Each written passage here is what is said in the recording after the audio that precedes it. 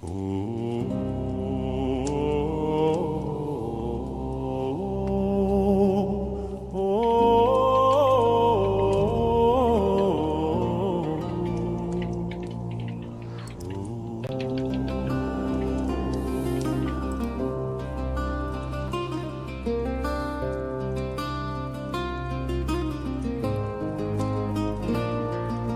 fields of ash they stand blood-stained and weary.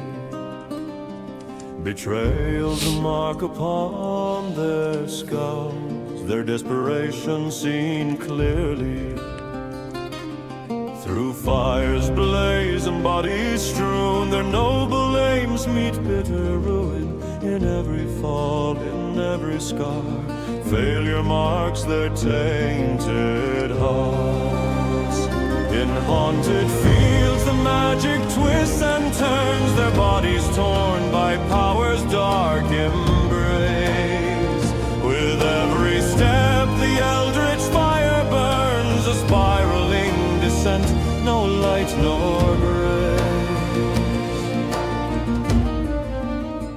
They chase the power, lost in darkened dreams, and in the end the darkness truly always wins. Their fate is sealed, and upon ashen fields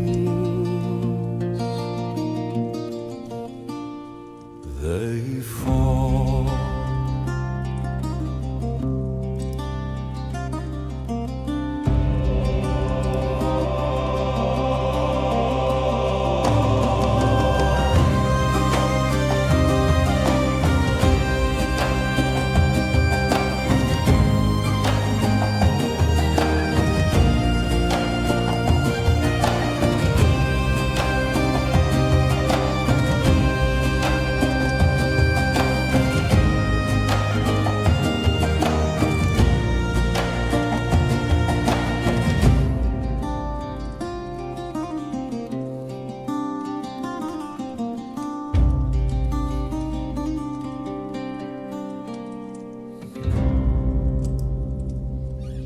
Did you guys hear that at all? Did you anybody follow?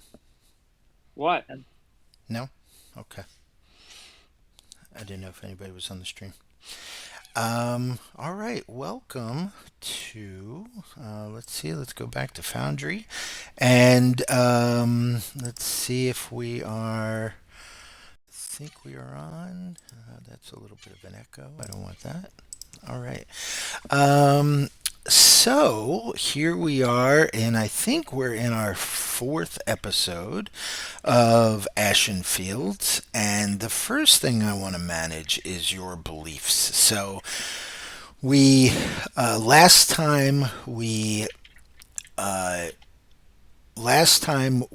or 2 times ago, we actually managed to cover a lot of people's beliefs.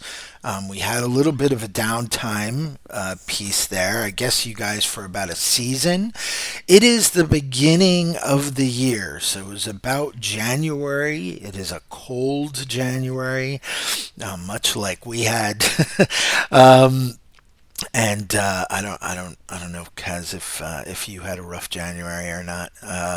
You're a little further south than the rest of us, and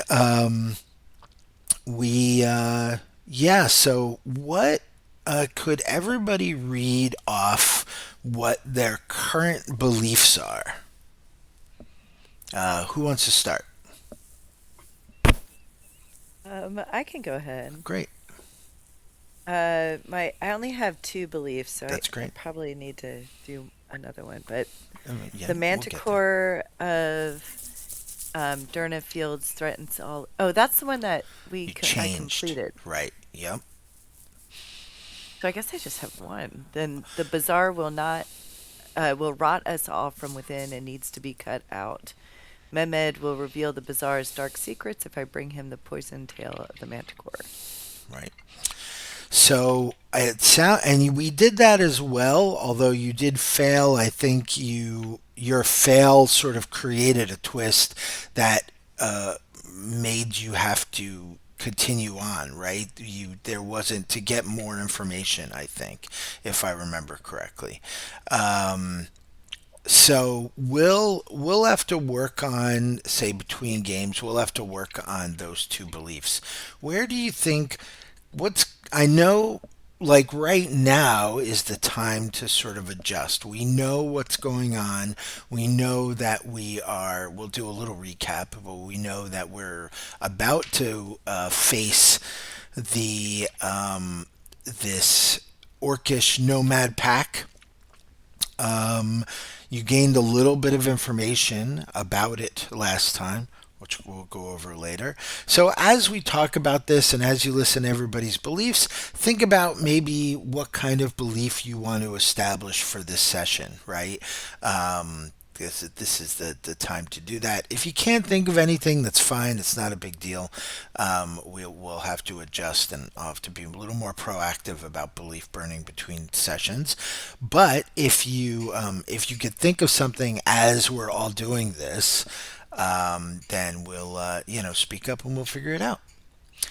Uh, I think the driver of our tale today is, of course, our dwarven prince. So, Maxim, what are your beliefs right now? Okay. Yeah. Sorry. No Number. Oh, apologies. yeah. I have two plus the special grudge one from my Great. grudge keeper trait. Yep. Number one, dwarven kind foolishly overlook the sorcery of man. I actually I didn't like change the thing, but just from a more generic, I should investigate how he might claim the sorcerer own to. I must decipher. How did I word it? Um, let me find. I wrote it down somewhere, but it wasn't actually on the character sheet. Oh, okay. All right. Well, what's your next one then? Do you have any of them on your I character must sheet? decipher the writing in the Okay. grimoire I first Perfect. to something like to figure out sorry, but yeah. And then second one. My whole is an extension of myself. I must demonstrate to the orcs that it is not to be messed with. And then for the grudge, a Nice. one-eyed orc stole my spirit hammer and fled to Karskvol. I must seize it from him and cave his skull in with it. Awesome. Fantastic. Good. And Corton, what do you got? My new beliefs, cataloging knowledge of monsters is how I will create my legacy. I will map the mountain caverns of the orcs. I won't take any investments from my cousin. I've decided to write a belief about helping the dwarf. My reputation is more important than any family inheritance. I will help the dwarf decipher his book so that he respects me as an academic. I won't cast any spells from the book. And then I was thinking about another one that says, a home is more than just comfort. I will buy a cottage before the next winter Fun. to facilitate a stay in Ashen Hollow again. Great. And then, of course, we know that our esteemed priest is back in Ashen Hollow recuperating. And anybody want to give us a little? You get Arda when you give me a decent recap. And so, does anybody want to give me the recap? I know, Kalina, you gave me a great written one. If you want to go over that, that's your first call. But otherwise, if anybody else wants to jump in, if Kristen doesn't want to read that, that's up to you guys. Or just tell Read me. it. You don't have to read it, but it's up to you. I'm happy to read it. I Okay. just wasn't sure if it was completely accurate. So, This is um, no worries. And by the way, in the future, I love the idea that when you give me recaps, like by all means, give it to me in the perspective of your character. That sort of like unreliable narrator is actually really fun. When I do them, of course, there's this, omniscient narrator, right? But just in the future, I don't have any problems with that if you're basically just giving your character's perspective. There's like a little Game of Thrones esque aspect to that, right? Where like you're seeing the campaign through the eyes of this character, right? Anyway, go ahead. We're all ears. That's fine. And so if I missed something or I'm misrepresenting something, We'll fill you in. we can correct it. So Sure. session 1, the village of Ashen Hollow had not seen a winter this cruel in living memory, and the forest to the north had grown teeth. 3 miners missing in as many weeks. The elders spoke the word quietly, manticore. It was this word that brought 4 unlikely souls to the threshold of that wood. Iskrin, a young village priest still smelling of incense. Horton, a noble-born physician whose sword had seen far less use than his scalpel. Kalina, a hunter forged first in a butcher's shop. And Maxim, a dwarf prince who carried a throwing axe worn smooth with use and spoke only when it mattered. Helena found the tracks at the tree line, enormous, feline, wrong, and followed them north into the pines without ceremony. The others fell in behind her. She was reading the snow well when the bushes shivered and a fat, furious badger exploded from the undergrowth. Her instincts moved faster than her reason. She loosed an arrow at it and struck true, killing it. And the silence that followed, a manticore came out of the trees behind her. Maxim threw his axe before anyone else moved. It buried itself in the beast's shoulder, and the manticore screamed with its horrible human face. Horton stepped forward with a physician's poise and nobleman's confidence and drew his sword, but the beast's paw caught him across the temple and forearm before his blade found anything. 2 wounds, neither mortal. He rose from the snow and did not retreat. Helena was up in a pine tree. The badger, wedged in the branches beside her, held out the bait to draw the beast close. Below, Iskrin pressed his palms together and called on the gods. Felt nothing in return. He tried again, still nothing, but the prayer and put the prayer book away. Maxim hit the manticore a second time, and in the chaos, Corton did something um, no academy had prepared him for. He grabbed the beast's flank and climbed. Slowly, he worked his way up to the neck and rode it while it thrashed, and Kalina drew and released an arrow from the branch above. But it went wide, and she said nothing and only notched another. Iskrin sent a healing spell at Corton, and something quiet moved through his hands. Not the miracle he had prayed for, but enough to close the gash and stop the bleeding. Maxim's blow found the throat. The beast staggered, nearly spent. Corton drove his sword down from the neck. Blade skidded off thick hide. The manticore leaped into the northern trees. Corton tumbled free, and Kalina lunged from her branch, missed her grip, and landed hard in the snow. It wrecked her ankle, and a word nobody repeated. They followed the blood trail a short way north and found it dead beneath the old pine, and the snow around it very red, very still. Made camp, Maxim built the fire. Horton cataloged the party's wounds, and Iskrin arranged a small altar and said something quiet to the gods who may or may not have been listening. The plan was to carve the manticore at first light. Kalina settled against a tree with her bow across her knees and watched the dark wood. The night held. So that was our first session. Does Yep. somebody want to take on doing the second session? I have to say, the second session, I don't think I recorded very well. So, Gotcha. I don't want to be the star of the show here. Does someone else want to take over a second? No, go ahead. All right. This is where I do think I have errors, so. No worries. All right. Dawn came gray and cold. Iskrin crouched over the fire pit he assembled from dry bark and dead branches, murmuring quietly as he struck the flint. Flame caught on the third try, small and determined, and he fed it carefully until it held. It was perhaps the most successful thing he had called forth in 2 days. Kalina, Kalina cooked without fuss. Strips of manticore meats seared over the fire alongside bread softened in the pan drippings. It was not delicate food, but it was hot, and the four of them ate hard in the early quiet, with steam rising in their cups and the carcass waiting behind them in the snow. Quarton unwrapped his forearm over breakfast and found the wound Iskrin had closed the night before fully knit.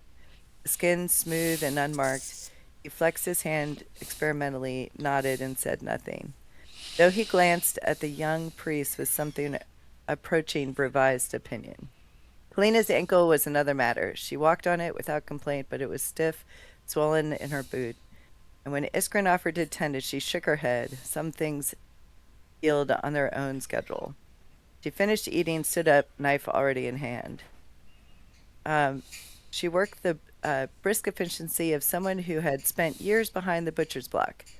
The decapitation took real effort. The neck was thick and the hide resistant.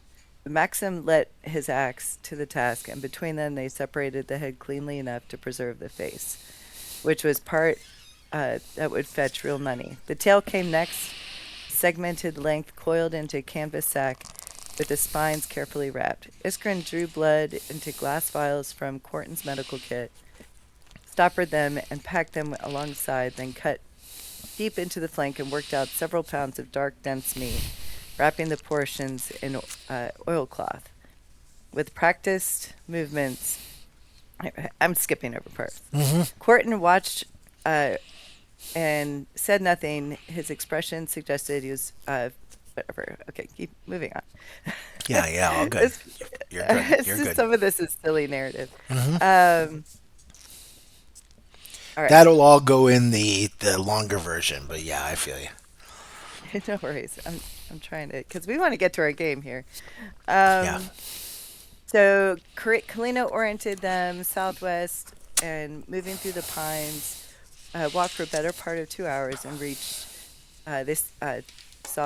the market. The Monster Bazaar spread across a wide clearing, a loose sprawl of canvas stalls, iron-wheeled wagons, patrons' varied collection of hunters, scholars, apothecaries, people whose professions resisted easy naming. At the edge, a woman stood in the snow, two small children pressed at her side. She asked quietly, without dramatics, if anyone could spare food for her family. Quarton stopped walking, looked at his portion of the oilcloth wrapped manticore meat, and then at the children and handed it over without a word. Mehmet kept a stall at the bazaar center, distinguished by hanging specimens in various states of preservation. He examined the manticore head with professional appreciation, held the blood vials to light, and when Kalina unrolled the tail, his expression shifted into something more interested than he likely intended to show. Maxim was not looking at the merchant. He was looking at a tome propped against the wagon's far side, squat and ancient, its carvings worn by time. He asked its price in a tone that suggested the answer was a formality. And I couldn't remember if we actually paid for the tome or if Yeah. No, absolutely. Okay. He totally paid for the tome. Okay, so Maxim produced coin without negotiating, which told Kalina the dwarf understood its value better than Mehmet did.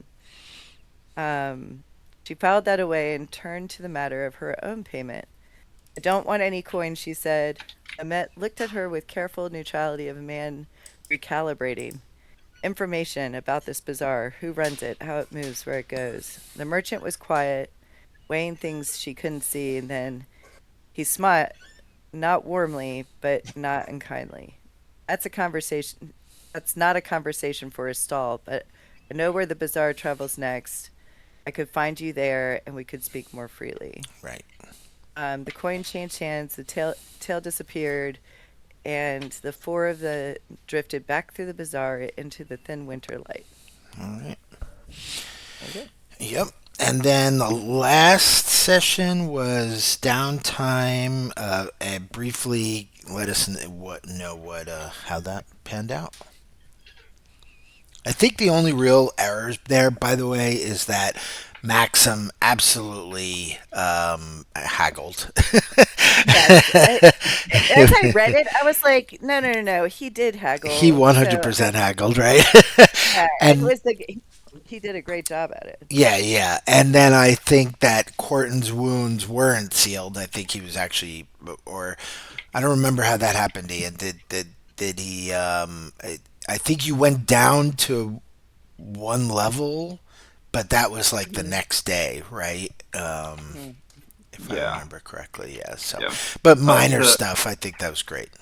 the Manticore blood, we also spilled all that red blood over the white snow. Right. Oh, So okay. we didn't actually get the vials, right? I remember him failing at that test. Oh, Yeah. he So flunked it. Okay. I couldn't that's remember. good. That's It's good. wild how quickly you forget. I knew there was an intention to get the blood, but I could not remember Yes. the Yeah. Yeah. No, that's great. All right. Quick. Does anybody, Courtney? Did anybody want to chime in the what happened last time? Yeah, we rolled into Ashen Hollow and spent a while there. Uh, Iskrin and Maxim spent a lot of their time dueling with each other. Oh, right. Maxim was teaching Iskrin how to fight. And then Kalina spent a long time running her shop and doing target practice and hunting for her shop. Yep. And Horton recovered um, and did some additional uh, physical therapy training to get stronger Right. after being injured. And then Corton and Iskrin were listening for rumors uh, about the orc caves deep in the mountains. Right. And Iskrin gave a great speech to all of the people about that. And then What information uh, did you learn about Karskval? Do you remember? we learned about where it is. We learned about like a kind of a stealthy way to Right. A little get in there. secret back, path. Yeah. Yeah. And then Iskrin also got the villagers to promise him a bounty. Oh, right. Very cool. Yeah. That's awesome. That's really awesome. Okay, cool. And then you had a little bit of a fight. If I remember correctly, Yeah. there was a commotion the next morning. Yeah, we noticed a small commotion. Iskrin was the first one to get over there, and it was a little girl who was lying on the ground, and he prayed for a miracle, and some god answered him, and that little girl rose up from the And ground, yeah. but not didn't quite rise up from death. Right, right, and it was a young woman. It wasn't a little girl. It was a Okay. young woman, and yeah, probably like late teens, early 20s. I'm just Awesome. writing down that humans are basically in that stage of like that of develop of like scientific development where we were putting radium in everything. So I Right, just imagine right. And And then then yeah, go ahead. we dashed over to another commotion and found a giant boar who was, charging at some of the villagers. And Iskrin wreathed himself in a flame, a green flame, and ran at the boar, which promptly gored him instead of the villagers. And then we kind of scared it off. We couldn't really get our weapons through its armor. Our swords just clanked off its armor. So we managed to scare it off to have a run at it another day. Right, but unfortunately, Iskrin is laid up in Ashen Hollow, probably being taken care of by the very villagers that he took the blow for, and is convalescing while you all do the dirty deed of tracking down the Karskval. Awesome. The two of you, please feel free to get some persona each. Also, Kalina, I don't think we gave you persona for resolving that belief. How much persona did you say? One, just one In for addition to like what I got at the end of last session? uh, just Kalina and Corton for giving us the Oh, sorry. recap. No, that's okay. Oh, And sorry. Yeah, yeah. then Kalina, you I think get another persona. You should basically remove one fate and get a persona for resolving your Manticore belief. So Okay. that's how that works. And then, so the basically where we're starting is we're starting. You guys have snaked your way through the path, up through the mountains north of Ashen Hollow.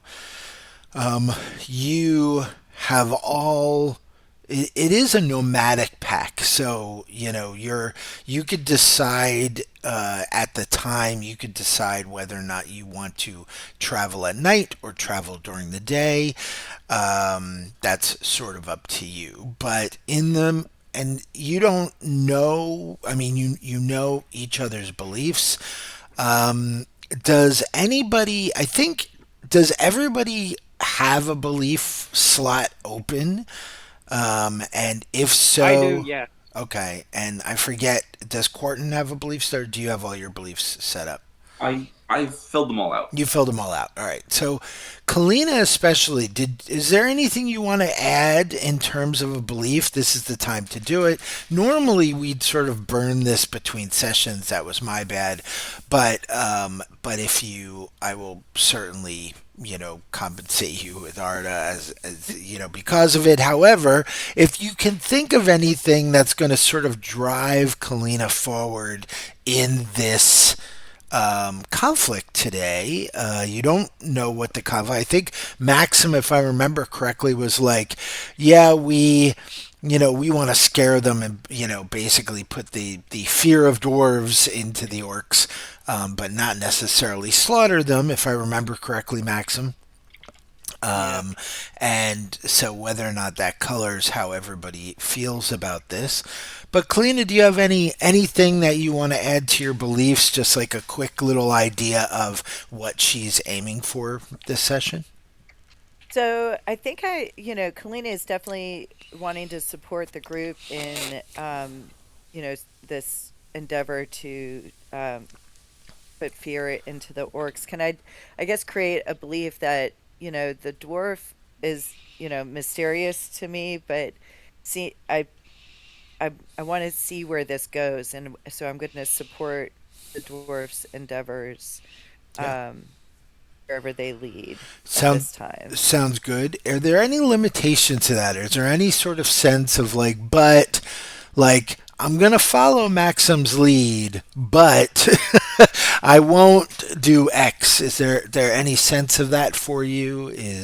Um, well, I won't do anything that may put the village in danger. So like Okay. if they like spook the orcs and they might like run towards the hollow, Ashen Hollow or something, like I would not put my village in danger. Sounds good. And I do want to remind you that beliefs are what I'm pushing against, right? So just keep that in mind that creating that limitation means that is very likely a fail Oh, consequence. damn it. I think it's a good fail consequence. I don't think it's a. Yeah. I think it's a Kalina aiming for that and failing. If that happens, you never know. Uh, then but it's just again, I just want to reiterate that those limit. That's what those limitations are for. Is they create really good. For instance, Corton has a really fantastic one of like, hey, I'm gonna figure out what this book has said, but I'm not gonna cast any spells from it. And we'll see how that works for Corton. Awesome, awesome. All right. So, And I was also thinking one more about because I saw Iskrin and get so injured, and yeah, I was thinking that I would like Kalina would really kind of be watching out for Iskrin in times of danger, and do what she needed to do to protect him. Okay. Because uh, I think, in seeing him get injured would, Kind of you triggered know, her a little. Yeah. yeah, I would think so. Yeah. Awesome. Awesome. Awesome. Awesome. Okay. So, um, you are all skulking your way through a series of caverns. Um, the every once in a while on occasion you get a little sort of freaked out by the lack of light. Maybe somebody opens up a torch, or I mean lights a torch, and but then yields to sky occasionally. So you do get a sense that you're not deep in caves, but you are taking this old lava trail up through the mountains. And you can hear in the distance, not immediate, you can't exactly tell where they are, but you can hear in the distance, you hear an odd sort of sound that you realize you think is music. Very drum heavy. There seems to be other sort of instruments involved that you can't quite put a finger on. You can smell a camp, although some of the smells turn your stomach, and you you suspect, you're not certain what direction to go, left or right, at this sort of mountain head, but you certainly can tell that the orcs are nearby. Would I Um, be able to use an instinct about my instinct about tracking Absolutely, absolutely. to Go for it. figure Let's, out which yeah, left or right? yeah, And yeah. And then, and okay. Corton would like to map where we're going so that we don't get lost on the way back. Okay, sounds good. Do you want to, based on the information that you guys got, do you want to make that a link test to Kalina's tracking? Or do you want to put that test towards something else? Uh, Like more of a crafting sort of thing?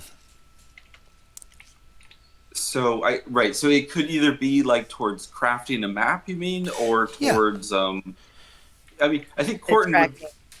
yeah, either way. I guess putting it towards crafting a map would be Okay. So sort of just more interesting and important, but sure. Just note that somewhere, that like you'll make this test and it'll be a link test towards a project. So like in your downtime you could actually start developing a map of the area, which by the way I will do a better job of. I do have a map, but I need to work on it a little bit. At least the area that you've been in so far, so you could see exactly where the where the mine is,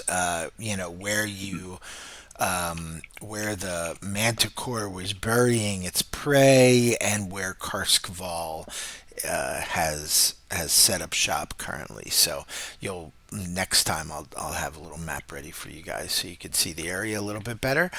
Um, but yeah, so since this is not a link test for that, we'll let Kalina go ahead and do her tracking yep. roll.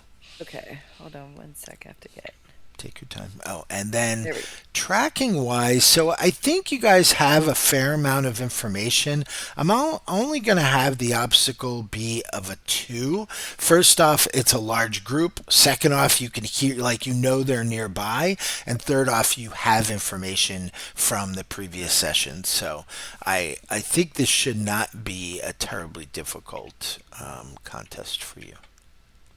Okay. Um. All right. Let's roll. 1, 2. There you go. That's All what you right. needed. Fantastic. You can tell that you have two options, but this is totally up to you. You could take the harder route. You could take the Scrabble route where you're doing some climbing, where you would gain high ground and possibly, if you were quiet enough, possibly able to scope the camp without them seeing you, which was your original intent for this pass, right? That you took. You can go around to, that's to the left. You can go to the right. The right is more of a trail. It actually feeds into an old merchant trail that the Carsival are actually. Sort of harrying and have been known to hit local merchants that are none the wiser about their existence here. But that they would probably see you and probably have watches on that road. But there's no climbing involved, and there's no stealth involved, but there's also not a surprise, right? It's everybody sees everybody, nobody's ambushing anybody, kind of idea. So what do you guys? You can kind of whisper about it. You don't think that the orcs would hear you guys because they have their own camp commotion going on, but yeah, you can sort of talk in low tones. Kalina, what do you want to suggest to your friends? I think Kalina would take the stealthy option Okay. and try to get the high ground. Yeah, I agree. That makes sense. All right, sounds I think good. we need all the advantages we can get. Right. For sure. Now, I think Kalina is the only one with stealth, however. Correct. Yeah. Kalina, do you want to go by yourself and then sort of report back, or did the rest of you want to try to take the bluff as well? Yeah, I'll try and take the bluff as well, I guess. Okay. Maxim, you good with that? Sorry, what are we doing? Taking us. Yeah, Kalina is offering to possibly go up on over a mountain bluff, or the other option is to take the road. The road is not going to be stealthy, but there's also no rolls involved. Is that going to require some a skill check for everybody? Because I don't really. Is that or would that just be like a straight power or whatever check, or is there some skill for that? Because I don't have any skill relevant, but I do have B6 power. Right. No, it is definitely going to just be a stealth check, and if you don't have stealth, you'd be trying it. Okay, yeah, I have no stealth, and it says specifically in the skill entry that stealth is the one thing that dwarven male still has penalties to. So. Right. Now, the two of you, Kalina and Quarton, you could take the mountain pass and then allow Maxim to take the road, and and sort of be able to keep a secret eye on what's going on with him from the road. You could actually see his approach from where you guys would be if you'd like to do that. Or Maxim, you could wait and have them sort of report back to you. It's up to you. How far away would they be from me? We're only talking about maybe a half-hour climb and a 20-minute walk.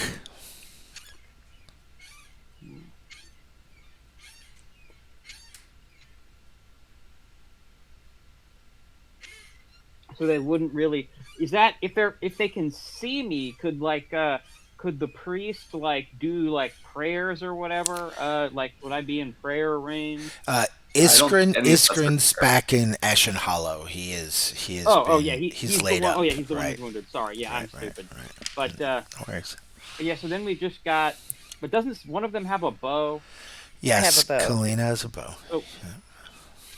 You know what? Yeah, sure. Let's do that. A good prince leads from the front. All right, sounds Right. good. Awesome.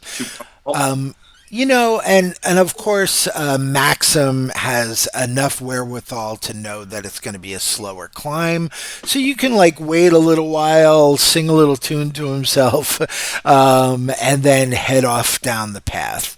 Kalina and Corton, you are both going to have to make individual stealth checks, unfortunately. Now, Kalina, you can actually help. I will allow you to help Corton. Corton, you don't have stealth, right? Right. All right. Yeah. So again, because they have a party going on, I am the obstacle is technically only a one, but how this is going to work is this: Six, so success just means that whatever you roll over the obstacle is going to be their. You're basically trying to get over their perception, right?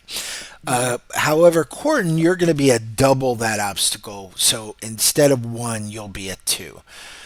So we'll have Corton, we'll have you roll first, but Kalina can help you.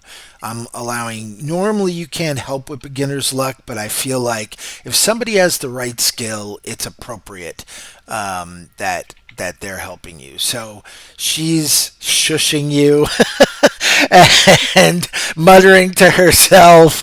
This guy is so loud. We're gonna get found out immediately. But yeah, let's see how Doctor Corton with all does. of his tools. And that's going to be a speed test, interestingly enough. Oh, you got a success. Cool. Oh, there you go. And Nice. I passed Oh, you it, got two so six. would Yeah. it make sense to. So you said that if we get more, that would be better. More is better. And if you want to put Arda into beginner's luck, 100%. This would absolutely be towards your beginner's luck. So towards stealth. Well, the Arga ends up towards, I think, the stat, right? When you spend yeah, I think you're right. I think it would be towards the stats, so it would be towards speed. It's not a terrible thing. Favorable success. It was not helpful. Oh, it was not helpful. Gotcha. All right. So, but you meet. So, as long as if they fail their roll, then they won't notice you, or I don't roll, but you know what I mean. But Right. again, it's a pretty easy thing. So you guys pull yourself up after a good amount of shushing from Kalina. You pull yourselves up over a bluff, and you can see Maxim walking up the Merchant Road. Maxim, Can I go ahead and notch an arrow? just to have 100%. that ready? Yes. Yep. Okay. Maxim, what's your approach like? What are you doing? What do they see you doing as you come up the road? I'm just sort of I'm marching very confidently, doing the I don't know doing there's probably like training on like how to march properly that Yeah. the dwarven military gives you or something, and I'm calling on that. I've got my axe in my hands. I'm not making much of an attempt to be stealthy because I wasn't trained in that. That's not how the aristocracy do things in the dwarf. Right. It's the way. Really, I don't know if any dwarves really do stealth at all. But I'm brandishing my axe. I'm not like screaming like battle cries or anything. At least not yet. I don't see any orcs yet. Do Okay. I? As you're I'm- coming I'm- up the path, But if any orc does see me, I'm ready. Sure. I'm ready to fucking go. Okay. What the three of you see, and I'll give Kalina and Corton, I'll give you like one little layer of extra information because you're looking down on the camp kind of from behind. And Maxim, what you see is sort of nestled between several hills. This terrain is very rocky, there's shrubbery around, the occasional tree.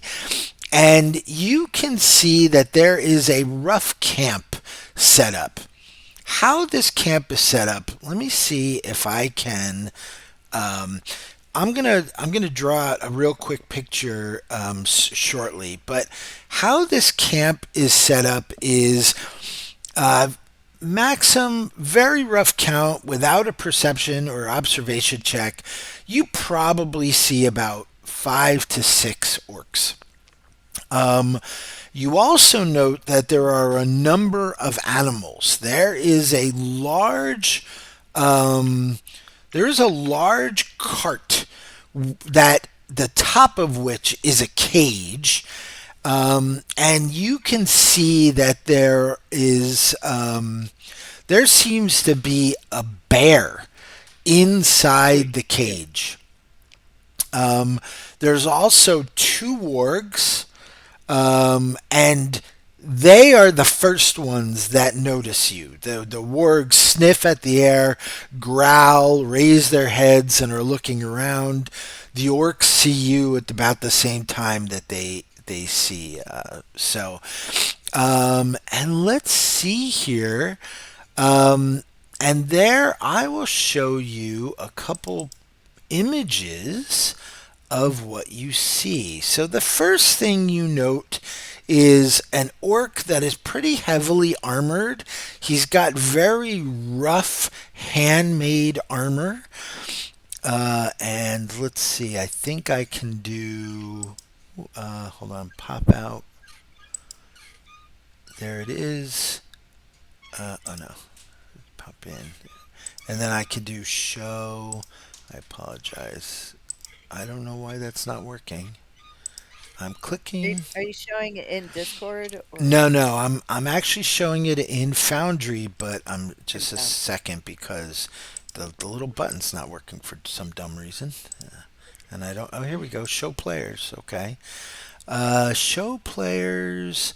All players. Configure ownership. No change. Or just say observer. Show players. Ah, yeah, we see it. Can you guys see that? Yep. Oh, sorry. Yes. I'm supposed to be looking on the Foundry, not Discord. On Okay, yeah, I can Foundry. see. Yeah. And then there is a warg he's not riding the warg in camp, but you could see that there is a black warg. That warg has a number of just pieces of metal grafted to it. Doesn't seem to be any straps. They're just strips of metal. And then, of course, you could see that its claws are blades. And it's getting up and growling as the other looks at you. You also see that there are a number of goblins. Can you see the goblins, the Night Seekers that I'm showing, or not yet? No, it's still Yeah. on Karskfall. So Okay. in universe, is You can just- Goblin? Is it like a separate species or like a caste or what? No, they're just a type of orc. That's all. And so So, you Kristen, sh- we can just scroll down on that page. Oh, scroll down. Oh, I see. Thank you. there you go. You Yes. see them, That and was you'll super. also notice that there is in fact 2 eagles. One is circling the camp, and the other one is sort of perched on the shoulder. On this eagle, these eagles they're not giant eagles, they're regular eagles, but eagles are enormous birds. And the eagle is easily not really that much smaller than the Night Seeker, than the orc. And it also has these plates sort of grafted onto it. They look hungry. They do not look comfortable by any stretch of the imagination. And there's a number of other rabble who are sort of arguing around the fire. There's somebody at a big drum. There's another person that the sounds you were hearing earlier is basically him just hitting a piece of armor to a similar beat as the drummer. And then you definitely notice an orc who is not wearing his helmet right now, but he has a very distinctive helmet. And he has on his side. He looks very different than the others. He is wearing scale mail. He is wearing armor that is very different. If you scroll down, you should be able to see him. Hmm. He's wearing armor that's very different. He has a helmet that he has on the side, which is a dwarven helm. And then, of course, he also has at his side another piece of equipment that is far outside what any of these people look like they would carry, and that is a dwarven, very clearly a dwarven warhammer.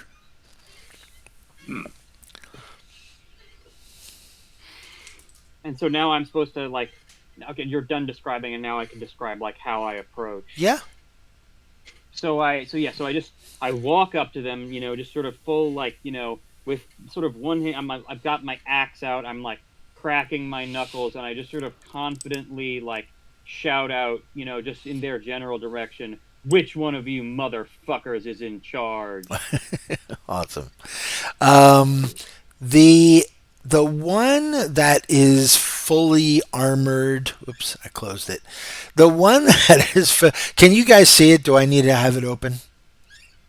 You guys see all You the? don't need it open. Okay. All right. Good. Well, I think as long as we don't close the page, we can continue to see it. Okay. Hold on one sec. I will open it up again. There we go. All right. Just for the audience sake. So yeah, you the guy and his warg, he has a wicked looking axe. He stands forward, and he has says, "This is my pack." He grumbles in a butchery of comment. I don't know how Yeah, well the Ashen Maxim. Ward guy is saying this. Yes, I heard you right. yes. I don't know how good Maxim's comment is, but this guy's is terrible. But he knows another language, which is better than most of us Americans. So, Maxim, yeah, go ahead. And so He stands up, sort of walks forward. He looks at your axe. He hefts his axe. He's not. He does. He looks very calm. He's not in any way like threatening, other than like yeah, we both have axes. your man, and I point to the guy with the hammer, stole Right. my spirit. One of us must die. We can do this two ways. The rest of you can stay out of it, and uh, out of it, or you can all die too. I'm willing to, I'm willing to let you just, you know, we can do this the honorable way, or we can do it the dishonorable way. Right. Your choice. I think what would be appropriate is an intimidation roll. All right, and it says. So hold on. So yeah. So we're doing the what's the ob here? Because we've got the I've got how do call-ons work again? So if you have a call-in trait, oh, go ahead, of course. Because I do. Great. One of my traits does say let me read it out directly. Where are my fucking traits here? Ian, what did you say? They let you re-roll dice Right. afterwards. Right. Fails, okay, right? okay, yeah. So galvanizing presence says call on for intimidation or attempting to inject gravity into a situation to cow a subject. And then galvanizing presence says call on for command or conspicuous. Pick one. But okay, so after. Okay, so yeah, after. And what are the? Let me. Yeah, Let you me can get the either full do book. you could either Sure, do possible, command or you could do intimidation. Actually, whichever you'd prefer. Oh, I can. Yeah, What's the ob? I put it up there. It's a 3. Okay, so fuck. Let me look at the shit. That's going to be a routine for either exponent 5 or okay. I have command. What's my intimidate 4? So expo. Okay, I need a. Yeah, I think I should go for it. Yeah, this doesn't seem like a command situation to me. This is more intimidation, so I guess Okay, it's good that I need the test for. sounds good. So yeah, let's go for intimidation and yeah, yeah, shit. Let me look at if intimidation even has Well, just go ahead and any roll, and let's particularized. yeah, well, Okay, yeah, screw it. Um,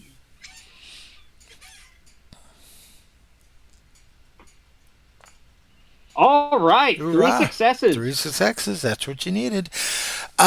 They actually pull back a second. At first, the head guy seems to sort of laugh a little bit, and but then he looks around, and the others are looking kind of warily at each other.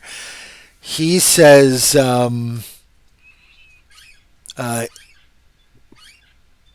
he looks at the one-eyed orc, and he says, "He who bears the lash, what say you? Do you shirk from your this challenge?" And he who bears the lash sort of stands up, um, says, and is tries to make sort of like a power move. It's not, you're really just an accessory to him here, and he says, "You're the one supposedly leading us. Are you not going to stand by your pack?" And then the unnamed is actually his name. It was actually funny. I was saving the picture, and it was unnamed. Was the default. I'm like, that's his name. uh, but his name is as yet to be as yet to be named, and he sort of cracks his neck and looks at the dwarf, and he says, uh,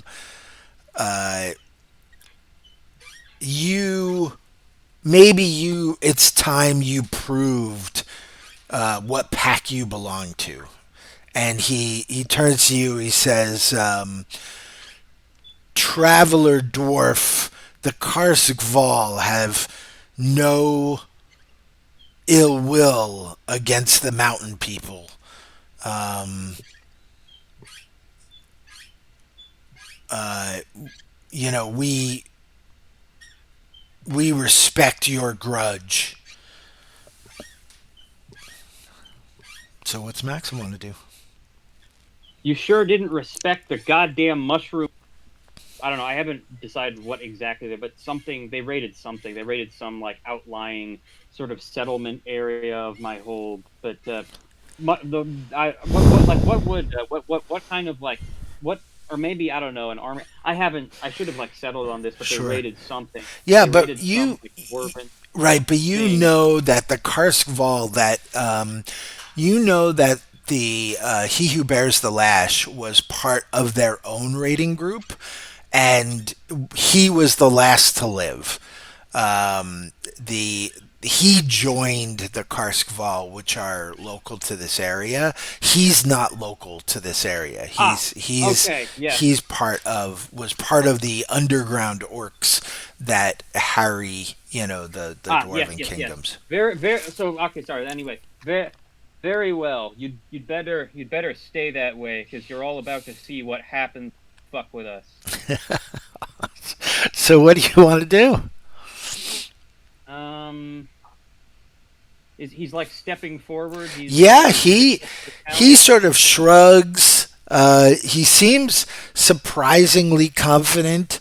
He picks up his helmet and he puts on the dwarven helm on his head, and you note that he picks up the hammer, and he's a little unsteady. You can tell that he wants to wield the whip, um, like he's like deciding between these two, but then you could see it clearly on his face, even with the helm, that he's decided to try to beat you up with your own weapon, just to rub salt in the wound, which might be his downfall because he's not as good at the hammer as he is at with his whip. Not used to assaulting your enemies rather than your units, cur. And he says, "Axe up, dwarf. I've killed enough of your kind to that this should, a prince should be no problem."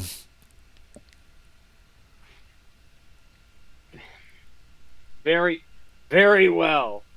And I charge and I swing. Can I see that? Can I see the picture again? Oh yeah, you should be able to just bring the thing up. Hold on, let's see. Do I have to? Oh, I do have to redo it. Sorry. Oh, that's so annoying. I'm sorry. I didn't realize that. Hold on one sec. Do do do do do do do do do do. Show players. Observer. There you go. So if you scroll down, you can see the image of him. And I swing. I sort of, I don't know. I guess maybe like swing. Sort of like swing my axe, like, I don't know how to describe it. Like swinging it like up, like from below, and like swinging up to like hit him in the jaw, like, because that it's exposed. I don't know. I'm trying to Okay. describe this more Sure. evocatively. I hit him with my axe. That's awesome. So you could do this one of two ways. The first is you ostensibly could take the penalty up front, where if you hit in the place that you wanted to. Or you could just try to hit him, and then what you do is you can spend extra successes to move the location one location, or it's two successes per location. So for instance, if you had hit him in the arm, then you could move it over with 3 dice. You could hit him in the face. 2 dice would be in the head, but an extra success would be in the face. So you could either do it ahead of time or do it afterwards. What would you prefer? And the benefit of doing it ahead of time is just that I get like a more difficult test for advancement. You get a more difficult test for advancement, and then consequently, if you hit, you hit that spot. Where consequently, if you hit him in the leg accidentally, because you are short, then conceivably would be more successes to get him in the face, if you understand. Right, because it does take successes to move the shot to different parts of the body. So it's up to you. So it's just straight up 3, to be able to straight up at 3 additional successes. So right now you would be at an ob of 5. Show players. There we go. You'd be at an ob of 5. I did show that. Everybody should be able to see that image. Or you'd be at an ob of 2, and then could move depending upon where you hit. That's up to you which approach you want to take. Where's my skills? Yeah, let's go for ob of 5. That will be a difficult, right? Yeah. Okay, yeah, let's go for it. Ob 5. Awesome. All right, so you're just going in. You're just aiming for his chin. Conceivably, by the way, if you get extra successes, you could 100% just knock off his helmet entirely with the blow, including whatever damage you do. So, but go ahead. Ooh, you got a 5. You got 3 successes, but you do have 1 6. What are you thinking? So it's a fate will just explode that 1 6, and then a persona. Wait, shit! You have to add extra.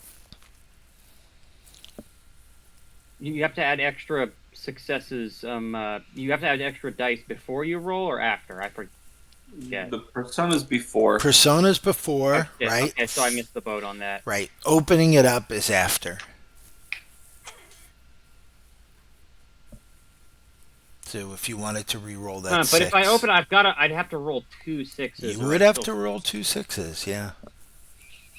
But, also remember that this would be putting Arda towards your axe, right?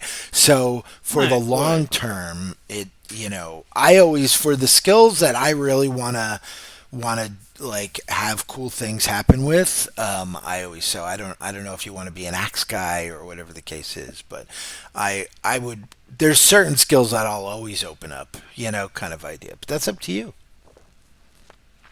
I think. I don't know. Maybe I can start doing that once I get like my first deeds point, and I need Okay. to like catch up. That totally makes sense, yeah. You do need deeds is very rare, and It you do. is very you need rare, that right. to do that. All But yeah, I'll save it for now. I'll just say I'll take the fail. All right, sounds good. So you are going to take a B7 wound to the chest. Center mass.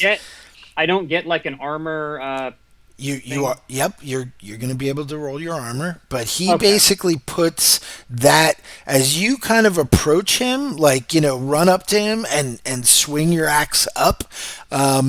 He actually just thrusts that hammer out and plants it in the middle of your chest. Go ahead and make your armor test. Yeah. Okay, so I just roll. And I don't think I set the ob for that. I think that's automatic. Just Yeah. any So successes. torso. Yep, torso. Yep. So Although, does the hammer have anything against dwarven mail? It is a dwarven hammer. it does not. No. Yeah, wait. Well, yeah. There's a field for weapon versus armor. What's the versus armor for a hammer? That's a good question. Yeah, I think the versus armor reduces the dice. Right. So. It does. Hold on one sec. Just give me a minute. I apologize. But thankfully, my forgot armor about is gray. My armor is gray shade armor dice, so they succeed on a 3. Right. Weapons and mechanics. Melee weapon. All right. Let's see here. Balance dice. I'm looking for the weapons table.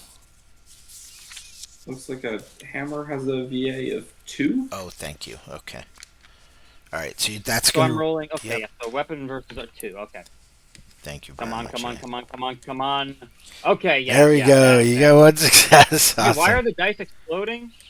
I don't know. Dwarven male torso lost 1 die to damage. So Except, is that weapon? I don't believe that weapon is gray shade. no, it is not. So it does not. It's dwarven male. It's gray shade, so it only loses dice to gray shade weapons. Oh, or white okay. shade. If those. Gotcha. All right, but you do get pushed back. You don't stumble or anything, but you do like take a couple steps back as he repels you. What do you want to do? Oh, hold on one sec. I apologize. Kalina and Corton, do you want to do anything during this? It seems like Maxim has this on hand. I think he would get kind of upset if he tried to intervene at this moment. You have traveled with your We dwarven could friend long sneak enough. into yeah. the camp and set that bear free. Ooh. That would be very fun. Let me describe this bear. First off, real quick, Maxim. First off, he is mangy and patchy, and then aside, he has one blind eye. He's a little bit snaggle-toothed, like his teeth are sort of ragged. But he is also festooned in armor and blades. He has these pieces of metal sort of fused to him in various ways. And he has like spiky bits. So one of the things they've done is basically attach blades to his arms and his torso, where like if he was to do that a hug, if he was to grab you, they would, they could conceivably do extra damage. He looks enraged, and like is rattling against his cage, and stuff like that. Thank you. Right. Horton, are we going to sneak down there? I mean, the bear might want to be free, but setting it free does seem like it might be just as dangerous to us as Yeah. it is. All right.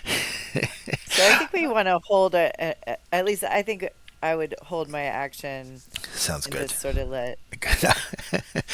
You're like, take a closer look at that bear. Awesome. Maxim, go ahead. What do you want to do? I'm like, so I say, dwarven male son in the like Senator passed down in the Bogdanov family line for generations. You're lucky you didn't steal. You're lucky you didn't steal a suit of this, or I'd have to torture you to death. And I take another. I swing. I don't know. I swing.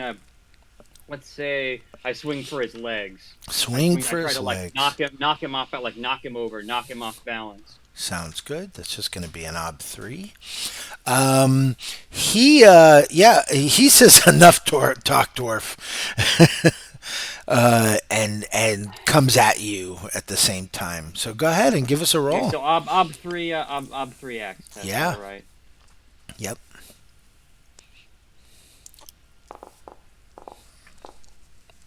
All right. Swoo, nice, nicely done. So you got 5 successes. So that means And that one of them is a. Can I get like anything extra if I get another success? it does. It makes yeah. So if I'll get anything extra for another You second. do because you could I think spend one of- dice. yeah. You're gonna have Yeah, 2 I'll- extra I'll- dice. So you could get 3 extra dice on this. Wait, I only got 1 6. No. I mean, right now you have 2 extra dice to spend to move or do extra damage. If you if you open it up, you could conceivably get more extra dice to spend. Okay, yeah. I'll do that. Yeah. And I just hit reroll with fate. Yep. Yep. No, not reroll. Oh. I don't think it's reroll with fate, right? Is it? No. it's- Reroll with fate will just reroll the 6, basically. Right. Oh, okay. It will. Okay. Go for it. Shit, and I'm also remembering that I need to. I can use greed because I am like going after a valuable. It's my valuable artifact by right. I'm That's assuming very that it true. does still, Yeah. but that there also is you don't want to like advance greed too much. Right. Or, So go ahead and let's go ahead. you'll, Did you roll your 6? but I'm not gonna. Yeah, for right now, I'll look at that. But for right now, okay, I'll just click. Just clicking reroll with fate. All right, another There success. you go. All right, so you have a couple options. The first thing you could do, of course, is your axe is an add of 2, and that means that right now you're doing an incidental hit. You could conceivably move that to a mark hit with 2 successes.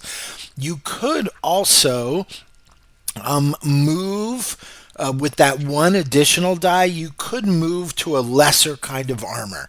So right now he has sort of plate pauldrons on his legs. For 1, you could obviously move it to to his leather pants, which would only be basically, I think, normally 1 die, but with your axe and the VA, it would ignore his armor.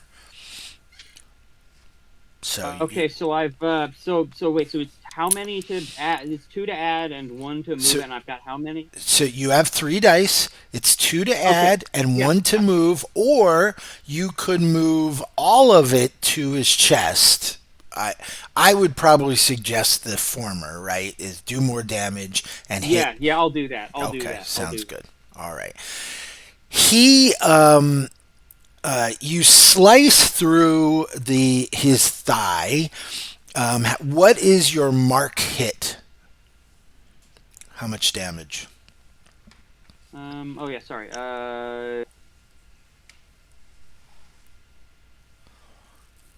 B10.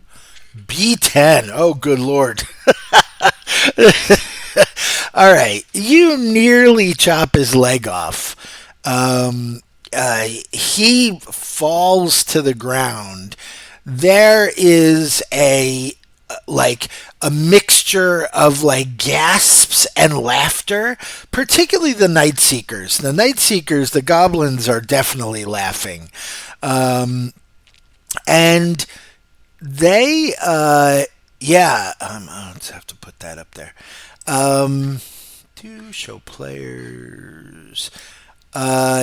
He grits his teeth. Gosh, a B10 and let me look at his line. Okay. So he is not incapacitated yet, but he is definitely gritting his teeth, and he actually like tosses the hammer to the side, staggers like limping backwards, not very far, and unfurls his whip. And you could see that his whip has a number of barbs on it. And then you will also, particularly Kalina and Corton, you notice that when he pulls out the whip, everybody but the unnamed actually like winces and recoils.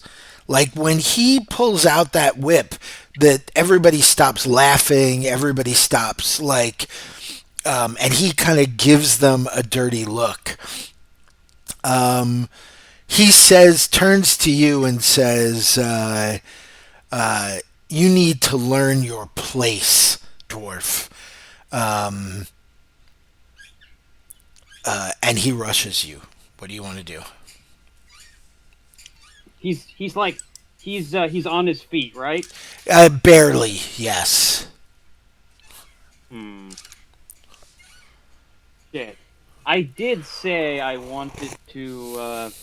I did say I'll still get the points for completing the goal if I don't literally cave it. If I don't know. I guess. Yes, yeah. We knew that was euphemistic. Yes. I can do it. Yeah, it's supposed to be euphemistic. It's a but yeah. I'll. Yeah, I don't want to. I didn't actually take any points in hammer. So, but yeah, I'll. It's a ceremonial weapon for you, right? I want to try. What kind of armor is he wearing? Like on his arms and hands? Scale mail and leather, boiled leather. But his legs are like the unarmed part of him. No, he actually has leather leggings, but they're covered with like pauldrons. Okay, so wait, what was the least? What's the least armored part of his body? Really his legs, which are just leather, and his face. But wait, doesn't he have the helmet? Mm-hmm. He does.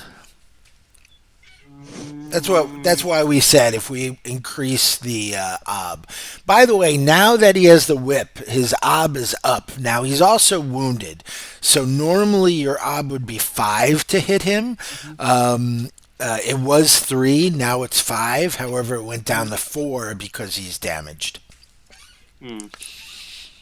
So, in order for you to hit him in the face, you'd have to do 7 successes. Or you could just hit him basically, and you're at ob 4. Can I try? Can I try and like physically the it's like leather, right? Yeah. Could I cut through the whip?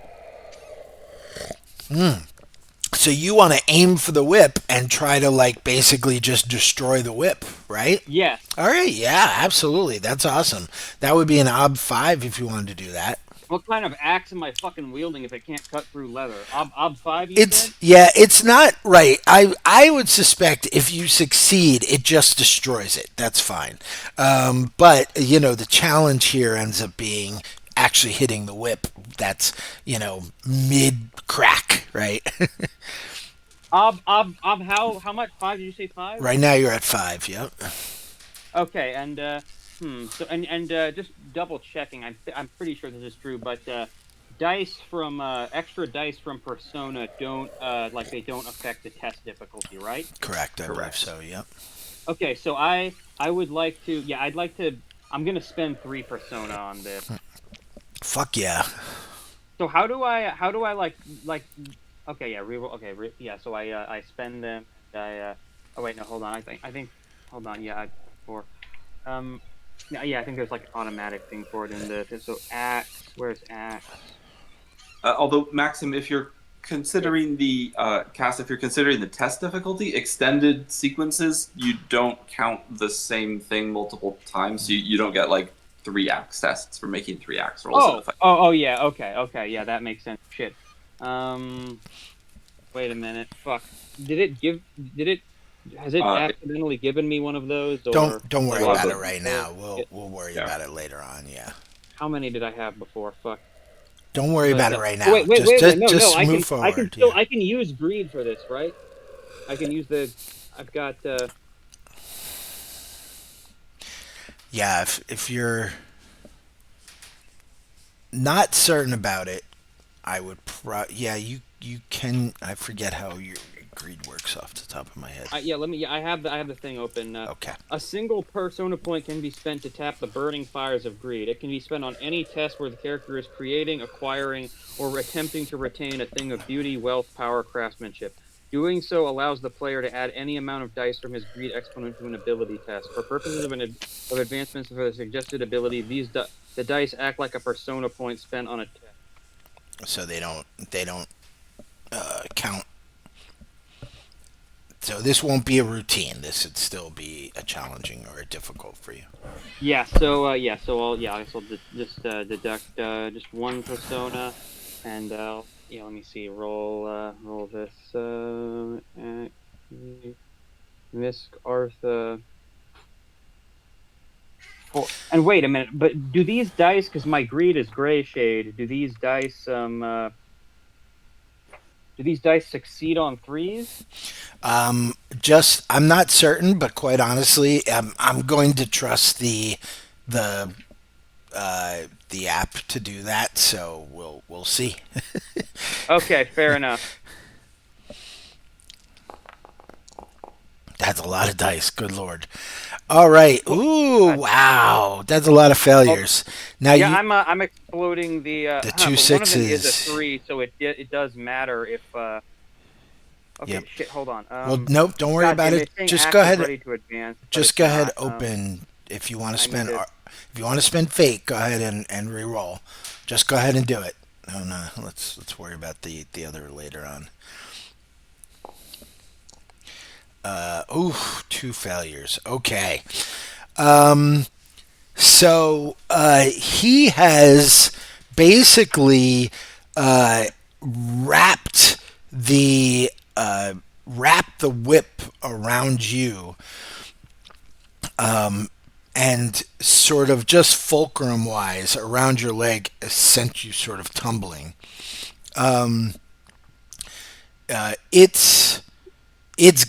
It's wrapped around your leg. You will probably have to either attack the whip again, which would be much easier because it's actually attached to you, or you could do a power test to sort of either pull him towards you or pull it out of his hand. And but ultimately, you are at a bit of a disadvantage because you're on the ground. Kalina and Corton, you're watching this. Anything that you guys want to do? Shall we sneak in and free the bear now? I agree with that. Let's do it. All right. All right. So you guys sneak down. God damn it! I'm gonna carry it forward. We need a distraction, Your man. stealth. This is dishonorable. um, you it does take you guys a little bit of time. Maximum is going to get like another exchange before you get to the bear. So I'm just going to say, using your current stealth, let it ride. You guys make your way down into the back of the camp. Once you get further in, you can see a figure deep in one of these tents, and the figure is The knower of looks secrets. yes, is a knower of secrets. Observer show. Do you see that image? So he is sort of skulking in the darkness back there. And interestingly enough, like even though I'm assuming this was during the day and that's why they were at camp, but you could tell that he seems to be, even though it's just a tent, it seems to be like preternaturally dark in the back of his tent. He seems like he's like gathered darkness around him as he watches this. And he is sort of laughing, like he's sort of chuckling to himself as he's watching this. He does not notice you guys. Maxim, what do you want to do?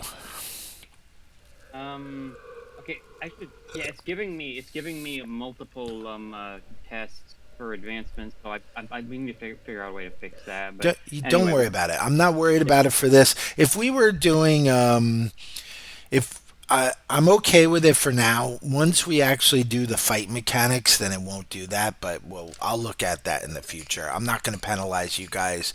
Well, I'm not going to worry about the technology. It is what it is. It's a game about combat. You guys are going to get better at combat. That's all. I'm but done with I don't that. know. I need to. I don't remember how. I don't know. I'll figure out how many I'm supposed to have later. But Yeah. but also if you spend if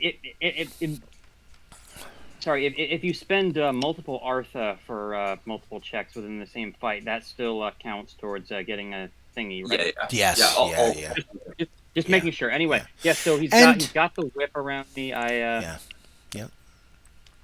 And so I can either I can either swing, like I can either like chop up at, like I've still got my axe in my hands, Yeah.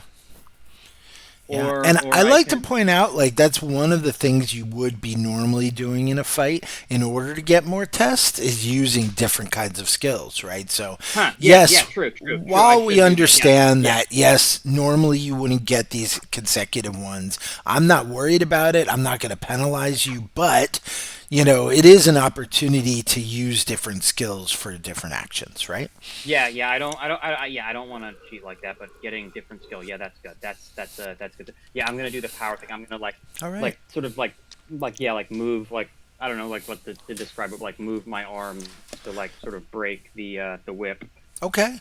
Yeah, so do you want to grab the whip? Are you trying to take the whip off of you? Or are you trying to pull at him? Hmm. I want to destroy it. I want to You want to I destroy want the to whip. humiliate him in front of his bros by like destroying his big scary weapon. Sounds good. Awesome. All right. So you want to destroy the whip with your bare hands, right? Is that what I'm hearing? They're not bear. They are clad in dwarven. Dwarven mail. Okay. Sounds good. This is going to be pretty challenging. I'm going to say, let me think about this for a sec. I mean, you are a supernatural creature. You do have gray dwarven mail. I'm going to say that the ob is going to be 4. To just like take the whip in both hands while you're lying on the ground and just open her up and just rip the whip in half. And that's just a straight up power test. Should I use?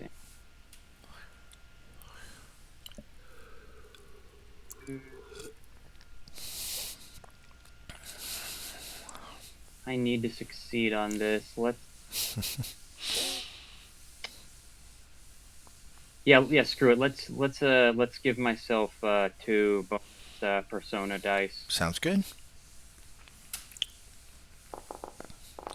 Ooh, let's see, what do we got? 1, 2, 3. We got 3 successes. It's an Ob 4. You have a call on. Interesting. I don't think that's correct. I don't think that's right. Yeah. And then I'll re-roll fate. Sounds good. Just one more success. Yes, God damn it. Okay. So this is what I'm going to do. I'm going to say you do it. You destroy the whip. However, it takes a little more of your concentration than you wanted. You're sitting there, you're grimacing your teeth. Quite honestly, all of the orcs at this stage are staring at you and holding their breath. The whole camp, even the unnamed, even bears, well, not bears the lash, but even the unnamed are just like kind of leaning forward as the camera focuses on like this thick, stout piece of leather. Unfortunately, the bears the lash is not. He basically tosses aside the whip, picks up the hammer, and lays down on you on the ground on your knee. So that is going to be a B10 hit to your knee. Okay, so and you have full dwarven mail, right? Right. The description of dwarven mail says head to hand boot. Nice. So, yeah. All right. So again, AV of 2. Armor 2. Yep. All right. Come on. All right. There you go, man. That armor's. So it comes down and it just rings out. You tear at the whip, just destroying the whip. The whip is in 2 halves. All of you are absolutely astonished when the whole camp, except for the unnamed, breaks out cheering. Like, yeah! They seem very, very happy that you did that.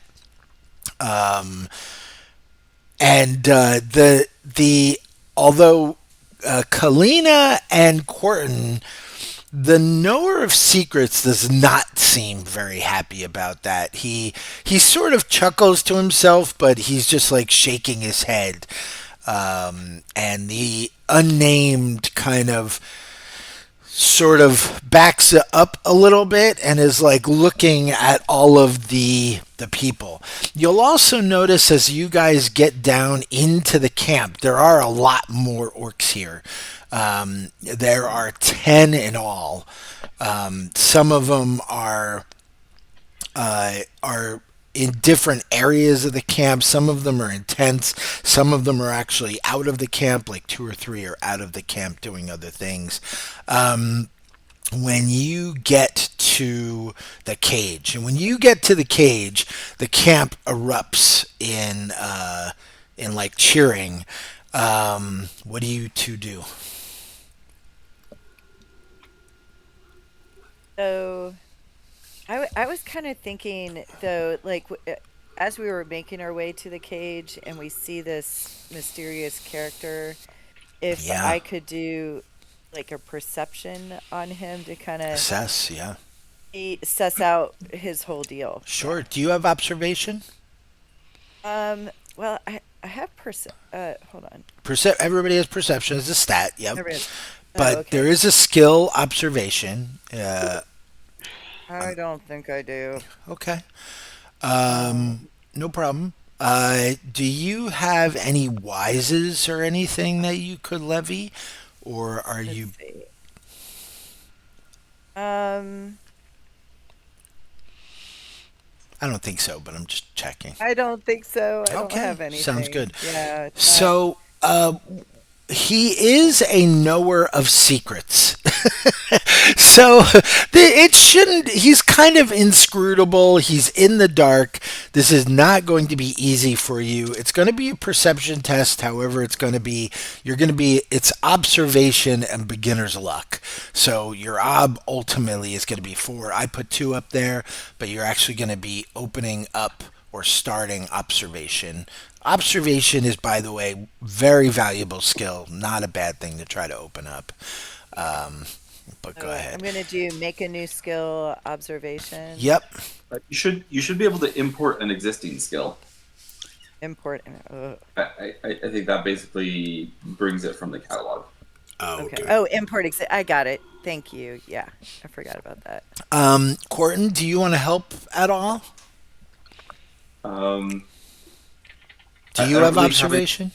I don't have observation or okay. anything relevant. Yeah, so you either. can't really help unless you wanted to do a link test. If you wanted to do a link test at an ob of 2, you could if there was something you wanted to add to the mix, but otherwise, Kalina would just Not really. no. Okay. Yeah, I think so. that's okay. Okay, so I'm just doing straight observation roll, trying to beat a Yep. 4. Yep. Okay. Guaranteed failure, I think. But that's okay.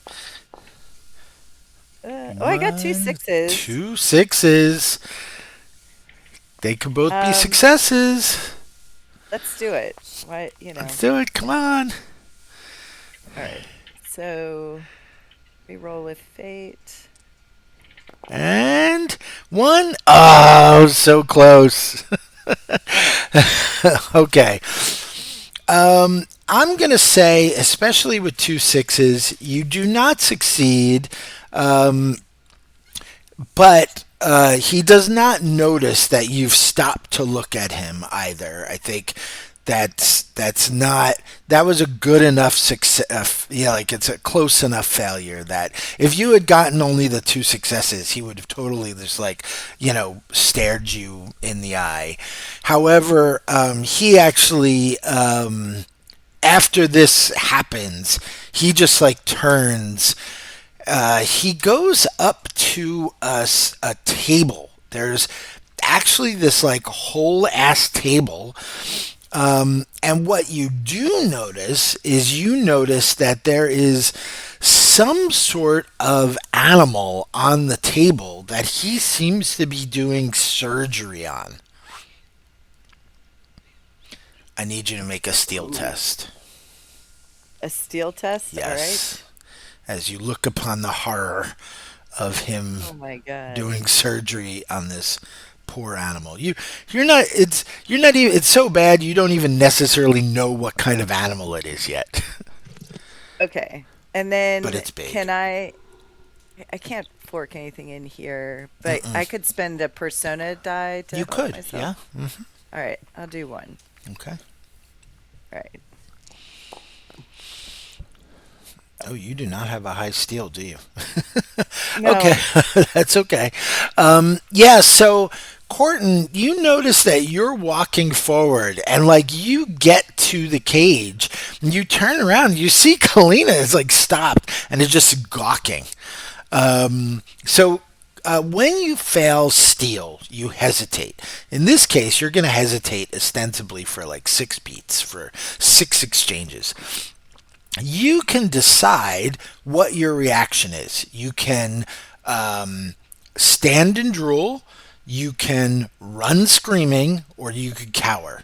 What do you think Kalina's sort of reaction would be? I think the standing and drooling is Yeah. more her style coupled with muttering, possibly. Yeah. You're just you're just grossed out and just surprised and just staring. You can't that train wreck, right? You just can't turn away from this horrific image. It's he's pulling out a spleen or something to that effect, and then Right. Shoving something into the carcass, and not to be too graphic. All right. Corton, Kalina is sort of out of it, but you do get to have an action. What do you want to do? So this knower of secrets has left his tent. He's in the tent. He just left his little cubby of darkness that he was in. Okay. He's just sort of like, no longer paying attention to the camp and the fight. Okay. He's now turned his attention. His back is to you, but he has turned his attention to this task at hand. You're not certain Uh, what he's doing. You could look. no. So I'm gonna like sort of look at the bear cage. Does it looks like it's locked? It it is. It is not. It's got like a metal like slide, right? Okay. That comes up and down. So you'd have to like lift it up and then pull it over. And So a there's bear two print. of them. Yeah, there's two of them. Do Okay. you want to set them free? Yeah. All right. Poor So bear. while interesting, the bear is going crazy. Interestingly enough, it actually like hides you more because the more the bear sort of becomes enraged, the more the orcs around the cage just cheer. Like the more they're like, just like feel like the bear's just getting into it, and you're not happy with how much noise this makes. But Ah. again, one of the night seekers like grabs like at one of the bars and like shakes the cart and of course the bear is shaking the cart, which hides a lot of this sound. Maxim, what do you want to do? You're still on the ground, but you are free of the whip, and now this guy is standing over you with the hammer.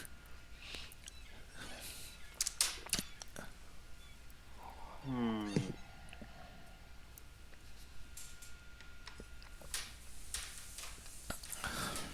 Oh, actually, be- excuse me, sorry. I think I want to. Could I maybe like redirect his hammer and I don't and like get it like to hit him back like in the head or something? I don't know. You I'm could just try to thinking. maybe pull the hammer out of his hands if you wanted to. Or If you make a let it successful just be a brawl power check, test. Or with, well, you'd have to make a I don't success. have. Right, but you're opening it up, right? So you could try to make a successful brawl test to grab the What hammer would the obs and then be? power. Right now it would be two, so opening it up would be four. Like, and that would be power, if I'm not mistaken.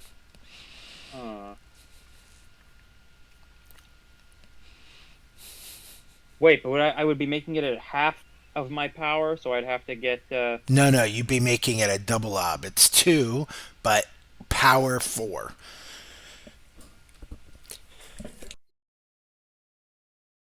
Okay. But then, and that's to do it one-handed while holding on to my axe with the other hand. Yeah, if your power would be at a disadvantage if you decided to do it one handed. You'd have to drop your axe to get your full power. Hmm. Can I make? Could I maybe like hook it like hook it sort of like hook it out of his hands with my axe and like clatter it on the floor? So you want to try to disarm him with your axe. Yeah. Okay, yeah, you could do that. Okay. So just a regular axe test. What's the ob? So how it works is the ob would be five. You're starting at two, and you need three additional obstacle to disarm him.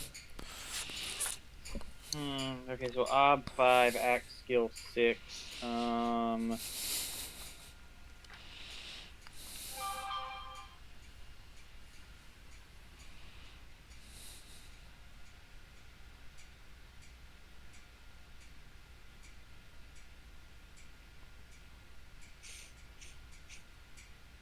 And how much? All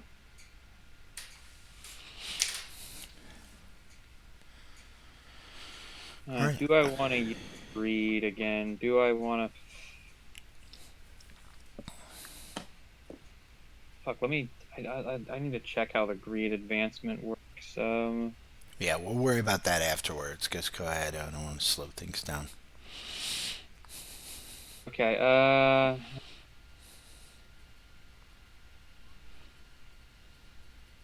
You gonna spend I persona? only have one. Yeah, I'll save my. Yeah, no. Yeah, I'll save my one persona. I'll All save my right. one persona. Yeah, I'll just roll it. Go ahead. Just yeah, We're roll. rolling on a 6. Come on, come on, come on, come on, come on. Oh. That's All right. Two yeah. sixes. I'm exploding. All right. Sounds good. Go for it. You only need one success. You got it. There you go. So yeah, you reach up, you hook up underneath the hammer, and then fling the hammer away from the melee. Awesome. Kalina, you're gonna spend a little bit of time just sort of like just Gobsmacked. yeah for a little bit. Unfortunately. Quarton, you open up the cage. I'm guessing that, unless you want to make a steel test or something to that effect, you probably regret doing that almost immediately after you do it. And I think you're going to have to make a speed test to sort of get out of the way of a rampaging bear. All right. Am I going to have to do that? Not yet. Okay. So that eventually was implied. um, so the obstacle's 2? Yep, just to get out of the way. Because he's not gunning for you. It's just you could get, collateral damage as he exits. I'll spend 1 persona point for the extra die. Mm-hmm. That's a success. Nice. All right. You get out of the way, and the bear immediately goes for one of the Night Seekers, the one that was shaking his cage, and just mauls this thing. Just spends an inordinate amount of time on just this one poor goblin.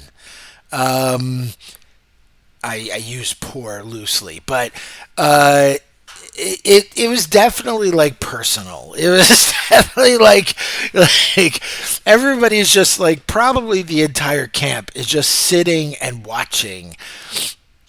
And his Night Seeker buddy is not certain how to feel.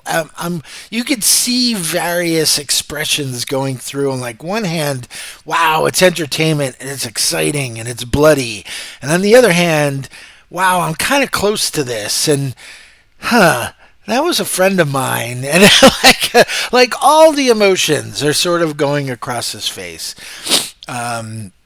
Maxim, you see that. You both see that this bear, this enormous armored bear, has been let loose. Many of the orcs are starting to move away from the bear and trying to take some sort of cover. The unnamed basically hefts his axe and like takes a stance like towards the bear. Like he looks like he's about to wrestle with the bear. And you and the bear's the lash kind of are just looking at each other. What do you want to do? You're still on the ground. But wait, I was knocked over? Yeah, you were knocked over when he grabbed your leg and pulled that out from under you. Ah, okay. You've been but doing. I have disarmed him, right? Mm-hmm. Yeah, he was leaning over you with the axe with the hammer. I mean, when you disarmed him. So I've disarmed him. I'm on the ground, but I've disarmed him, and And I've got my axe. Yes. Still. Yep. Fuck it. Hit him in the groin. All right. All right. So you are normally this would be a 2 trying to hit him in the groin. You're going to be at another 5 because you're on the ground and you're hitting him in a very specific place, but you're down there. So Okay. Come on, come on, come on, come on, come on. oof, one success. Okay, All right. He now that he has no weapons, he is um he has one of two choices, and you could see that he like looks around, he looks at his fellows, he realizes that his fellows, like the other orcs, are not paying attention to this fight at all now that this bear is sort of like on,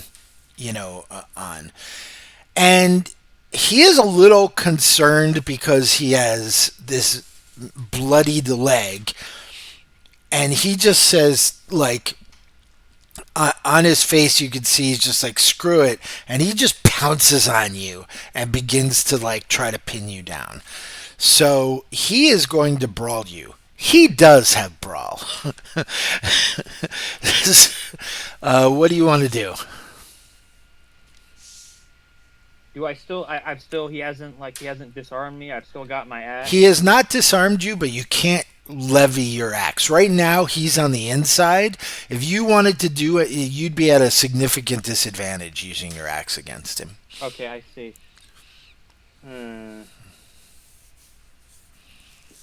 Just to hit with the axe on the inside while you're down and he's wrestling you, you're going to be at an ob 5. What if can I headbutt him? Yeah, go for it. It's a brawl test. That's perfect. Okay. So how do I do a beginner? On your skills, there's learning and practice. Click learn new skill, import existing skill, and search for brawling. Okay. Brawling.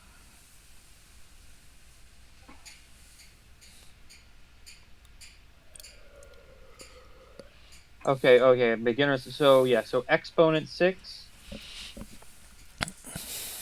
Yep. And okay, yeah, roll. Oh, yeah. I'm sorry. I'm going to let you re-roll that because the obstacle was not 10. Hold on one second. I did not set that right because you're just trying to hit him, right? Which is just a 2 as that brawling headbutt. So go ahead and no, actually, it doesn't matter if it's a success or a fail on this. It's the same number of dice. You succeeded. There you go. Awesome. Wait, but I'm doing beginner's luck, so it's double ob, right? It is. So right. So it's 4. 4? Yeah, that's true. Yeah, you're right. You're right. It would be a failure regardless. All right. I'm assuming you don't want to open up the single 6. Yeah, no, I don't. All right, Good. sounds good. You do that. You successfully headbutt him. However, I want you to look at the picture of him as you consider headbutting him. He has a giant axe on his head. And you do manage. You kind of clean his clock. You do actually manage to ring his bell a little bit. He's very disoriented, but you do a B5. What's your damage? Your damage is going to be your half your power, and your power is 6. Yeah. So that's going to be 3, 4. You're going to do a B4 wound to your head. To my own head? To your own head, yes. And I get to roll armor for this. Because you have a helmet on, right? Yeah, it said the Yeah. dwarven meal description says head to hand to boot. Go for it. 2 successes. Yeah, you're good. You're awesome. And my own head doesn't count as a gray shade weapon, does it? It does not, no. Nor does the So dwarven helm no. that he is wearing. But yeah, you headbutt it and you just rely on that mithril, which is awesome. And he's a little stunned. You could see like he's not focusing behind that helmet. But yeah, awesome. Kalina, you are brought to by the rampaging bear. You shake your head out of it. What do you want to do? Um, how far away is the bear? Like, am I So the bear basically it's you're in the back of the camp, right? right? Uh, Corton has walked probably about 3 or 4 meters to the cage. There's this big cart with the cage on top, and now the bear is on the other side of the cage, mauling a goblin. Okay. I probably want to jump up with Quarton to try to protect him Okay, a little sure, bit. sure. So you can see Corton's kind of in the middle of running away. In the Oh, middle of running. Okay, awesome. yeah. So I was gonna like grab you out of there. So I'd probably be like motioning to Quarton to come in this like dark tent, um, with the horror happening on the table, but it seems away from where the bear is. Is away from the bear? Yes. Yeah. Do you want to go into the knower's tent? I mean, if Kalina's motioning me to go in there, then yeah. Okay, sounds good. The two of you are inside of a tent with the knower of secrets. You're not certain what's worse, the knower of secrets or the bear, but alas, you are there. That's fine, but the two of us could take out the nerve secret. There you go. There you go. Okay. All right, Maxim, what do you want to do? So I've damaged. I'm still like on the ground, like wrestling this guy, right? Yep, you're still in a brawl. You're still fighting. Okay, and I have I get one. I think you only need like one more brawl test to open a brawl. Wait, I've only rolled it once. Yeah, but I think you practiced twice, didn't you? Or am I mistaken? No, I don't think. I think I just practiced axe. Oh, Yeah. okay. I thought you had opened up brawl once, but okay. I think I had considered it, but I Started it. decided to stick with axe. Oh, gotcha. Okay. So right now you only have one brawl test. All right, that's fine. Yeah. So yeah, and then I'll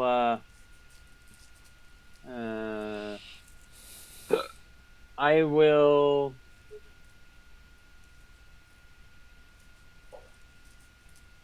So we're on the ground. I've already tried headbutting him. But his chin is exposed? Yes, it would still be a difficult target because, as you pointed out, he's wearing the helmet. If a successful brawl test, you could probably try to remove the helmet.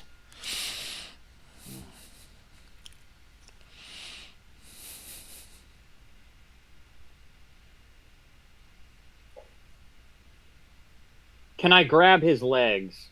Yeah, you could try. Like, I'm just trying to think, like, how are we positioned? Like, can I maybe, He's like, on use top of you. He's like just literally on top of you, and just like trying to pin you to the ground.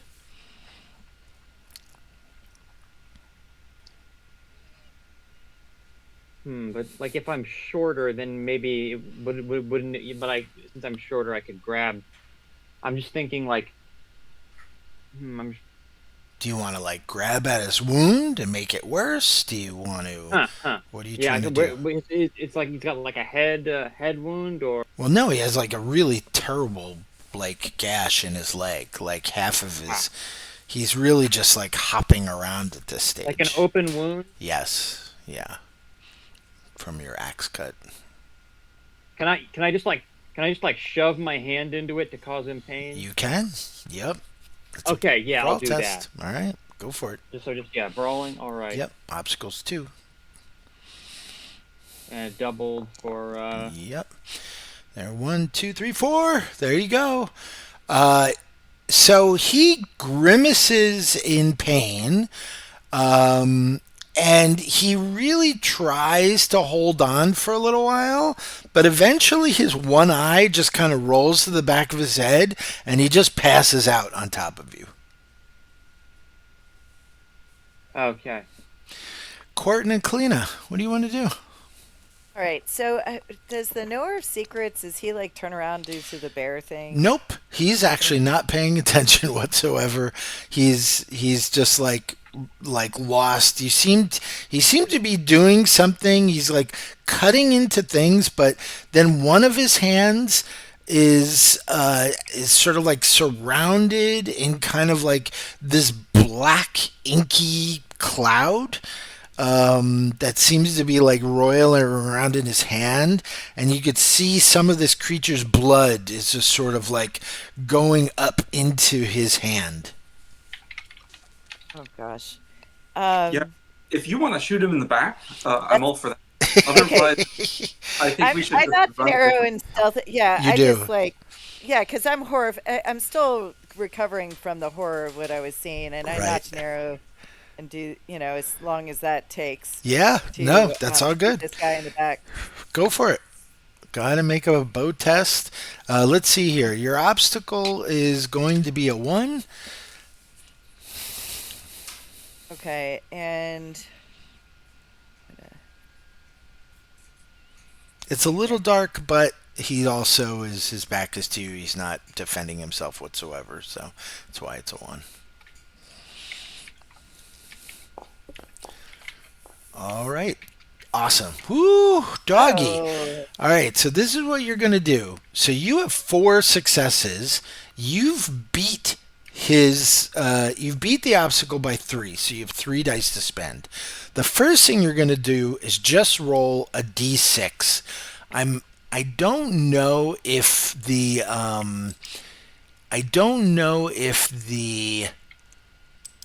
app has a fortune die here. Hold on. Oh, right, because if you use down under weapons and armor, you can like roll the bow directly from there, and it'll roll it. oh, okay, hold on. Because you have to see where it hits him. Um, hunting bow. Okay. Wait, how do I roll from? I'm sorry. No, don't apologize. So, if you see hunting bow, you see at the, Yeah. let's see, But I don't see dice by the hunting bow in my gear. Where it says B4, B7, B10, opt 2D extra 1D, max 100 paces. all the way down, it says weapons and Oh, I armor. have- Scroll all the way to the bottom, Okay. Hold on. Of my character sheet or the hunting bow? your character sheet. Of your character sheet. Okay. And weapons and armor. Hunting bow. Got it. See a little die there? Yeah. I'm sorry. Don't, that's Okay. all right. Cool. That is not what I was hoping to happen, but Oh. hold on. What did that say? Hold on one sec. It said die of 1. Okay, so you're starting off incidental, right? And so that, if you look at the chat, you could see it says die 1, right? Okay. And Yeah. that 1 means you get an incidental. Now, you can spend 2 to make it a mark result. So it would go from a B4 hit to a B7 hit. Do you see that? So you just spend Yeah. 2 of your 3 dice. Unfortunately, you don't have a lot to do with that extra die. You could move it, but he doesn't really have much in the way of armor, so moving it in any way doesn't really help you, dramatically. Okay. So you're doing a B7 to his back. he yowls and turns. You get him square in the back. He's doing that thing where he's like desperately trying to reach for the arrow and can't reach that spot in his back. These guys aren't doing a lot of like stretching. Um, and he turns around, and for the longest time he just like is screaming. He's just like he fails his steel test, and he's just like just running around. But all of the other orcs, of course, maybe half the orcs notice this. The other half are worried about the bear. And so I would say a number of orcs, not any of the big guys, but like some of the regular camp orcs can now see the two of you. Okay. Corton, what do you want to do? I'm gonna run him through with my sword. Go for it. He's already seen us, so kind of just need to. I'll fork in brawling. Nice. It would be awesome if you like grab the arrow and then run him through. As some leverage. Yeah, that's great. Come on. Oh yeah, obstacle 1. Yep. Right. I didn't give you a chance to set a different obstacle. I don't know if. No, that's it. Oh, short test. You got it. Good. 3 successes. Do you want to open that up? Because if you get, yeah. Do you want to open that up or no? I think I already have 2 successes, which should You move do. it to a mark as well. It does. Yep. Yep. Okay. I'll leave that there then. Okay, sounds good. Interestingly enough, just so you guys know how this works, if you were to look at your character sheets, I'm going to open up Kalina's character sheet that I'm using as an example. But if you go all the way down to the bottom where you could see your injury and recovery, if you went to B7, you could get an idea of what kind of wound that would be.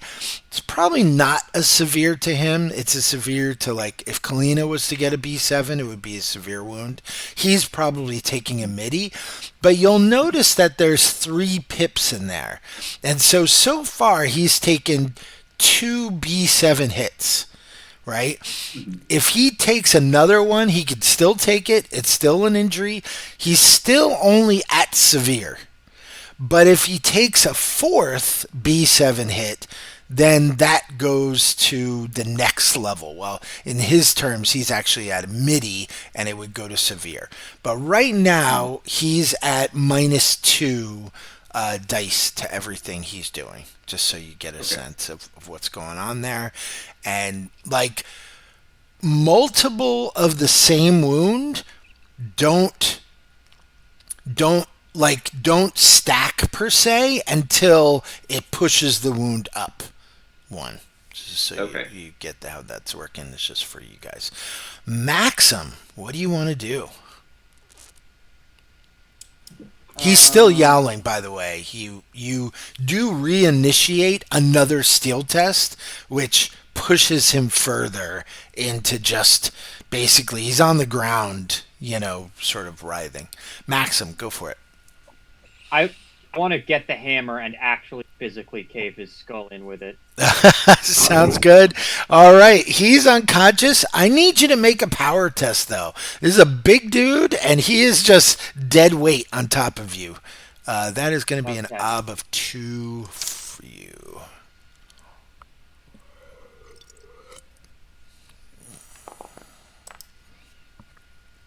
Oh my God, what a terrible roll. You are floundering under this poor guy. You just can't get him, like, off of you.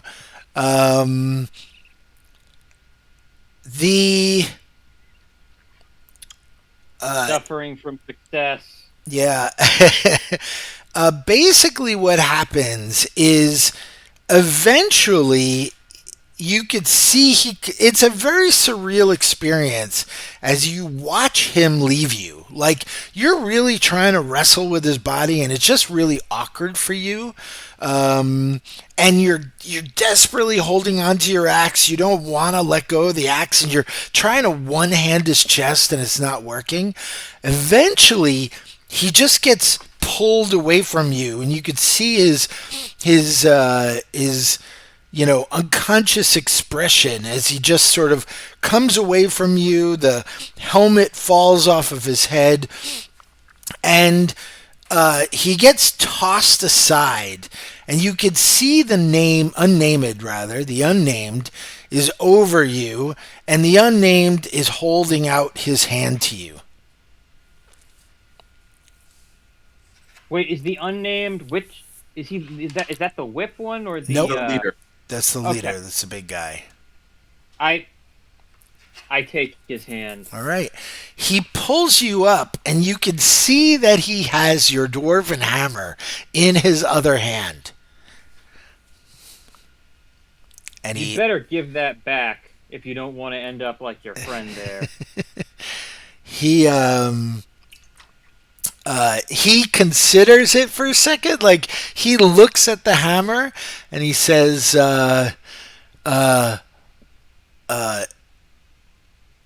"Not something I would use." And he hands it to you. Good man. Now wait shit. There's probably fuck. Do I I was going to make a big dramatic speech, but I get up and now isn't there like a bear rampaging? So yeah, they've actually amidst all of the other Night Seeker just is peppering the bear with arrows, while the people in the back, Quarton and Kalina, you guys are putting down the knower of secrets. A lot of the other orcs have taken down the bear. A couple of them are actually over the corpse, sort of crying. Not like it. They're making some sort of strange sound. You wouldn't necessarily know that it's orc crying. It's not something you recognize, but they're just having this thing and just trying to sort of drag him off. However, now you have a problem because now everybody is looking at the two of you sort of over the body of the knower of secrets, who, just repeated stabbing, has put him down. But the tent has gotten lighter. The darkness sort of fades from the tent. You have a number of goblins, of orcs rather, who now have crude knives and hand axes. They seem to be sort of converging on the tent. And now everybody is sort of looking at the two of you. What do you two of you want to do? I'll slash a hole in the back of the tent and run for just it. book it out of there. I follow. Yeah. Sort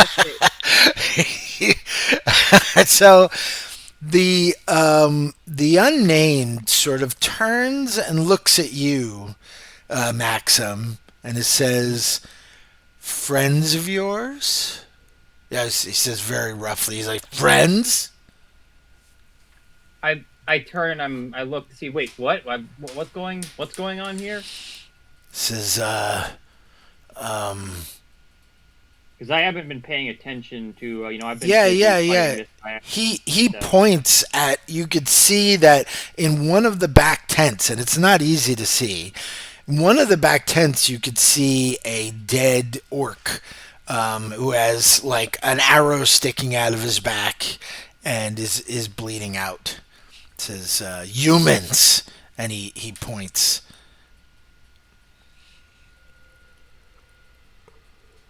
Disown us, man. It's all good. What's Maxim do?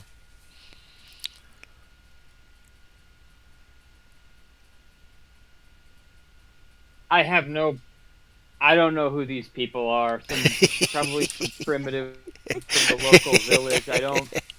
All right, I need you to make a deception test. I think it's deception. I don't think you have it.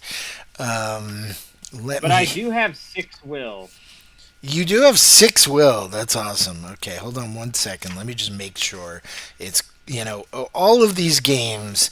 Uh, Even though this is my favorite, still blur together sometimes. Let me just make certain that it's called deception.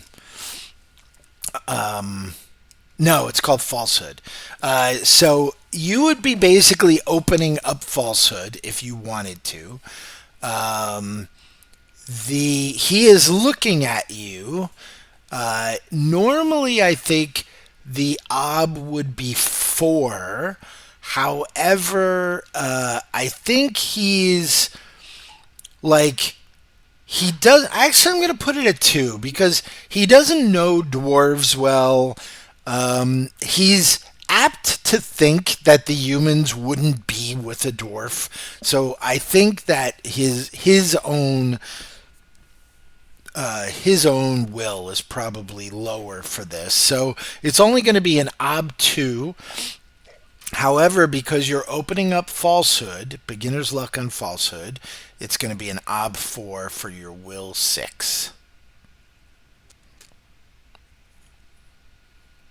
Can I? What did shit? Can you? Do you see what the like forks are for falsehood?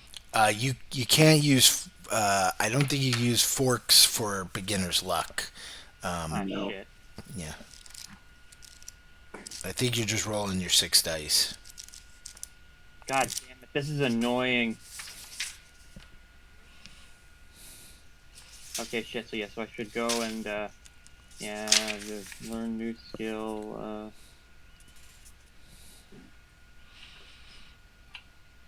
Do you have persuasion? I have stentorious debate. Yeah, no. Okay.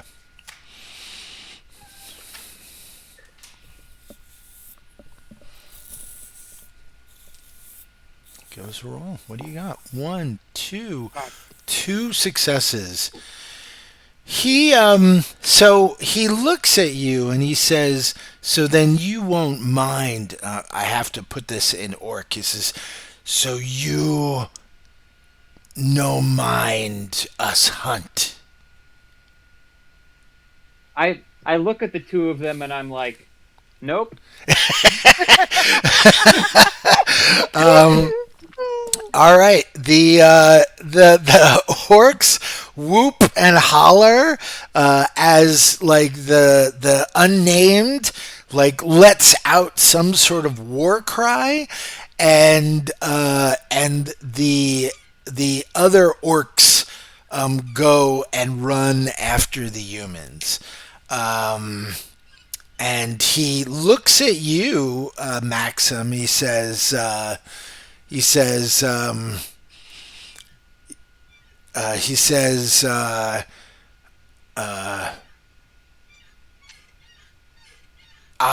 owe," and he points to the dead orc. He says, "Want helm?" And he picks up the dwarven helm, and he says, or he seems to want the helm, but he's like, it is a very obviously a dwarven helmet. He's offering it to you, but you're getting the sense that like he's saying he owes you for killing this guy, like you did him a favor. But if he gives you the helmet, he's saying you're even. Do you want to let him have the helmet, or do you want to have a favor for this orc pack, or do you want to take the dwarven helm? I sit and I think, and I'm like, on the one hand, I don't. That helmet was, I mean, it was stolen, and it is. But on the other, I mean, I am, in a sense, I am trying to steal, kind of trying to steal the things of another people. So I should emphasize how to be in there. But and these orcs, they could be valuable allies. One, maybe they're not like those bastards that invade. Maybe, hmm. What's your answer?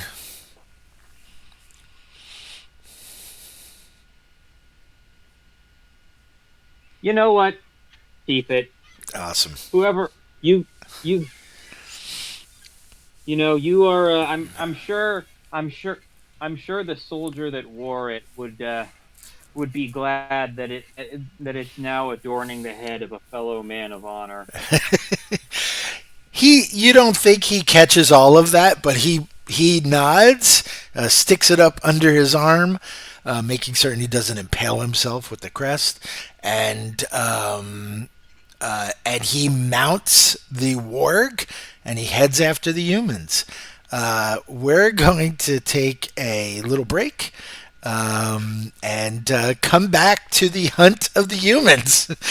And also, I just while that's happening, I take the hammer and I do in fact smash the head. Awesome. Oh yeah, Not that's the I mean awesome. the one that I Yeah, dueled. yeah, no, I knew you. Yeah, that's now 100%. That's completing your grudge. That's fantastic. All right, guys, let's just take a little break. Let's come up, not a little break. Let's it's 2:35. I hate doing like you know 10 minutes doesn't quite seem enough, but like 20 minutes seems too much. But, so maybe let's just say 15 minutes and just before the Oh, hour. Alrighty? Yep. All right. okay, See you soon. bye.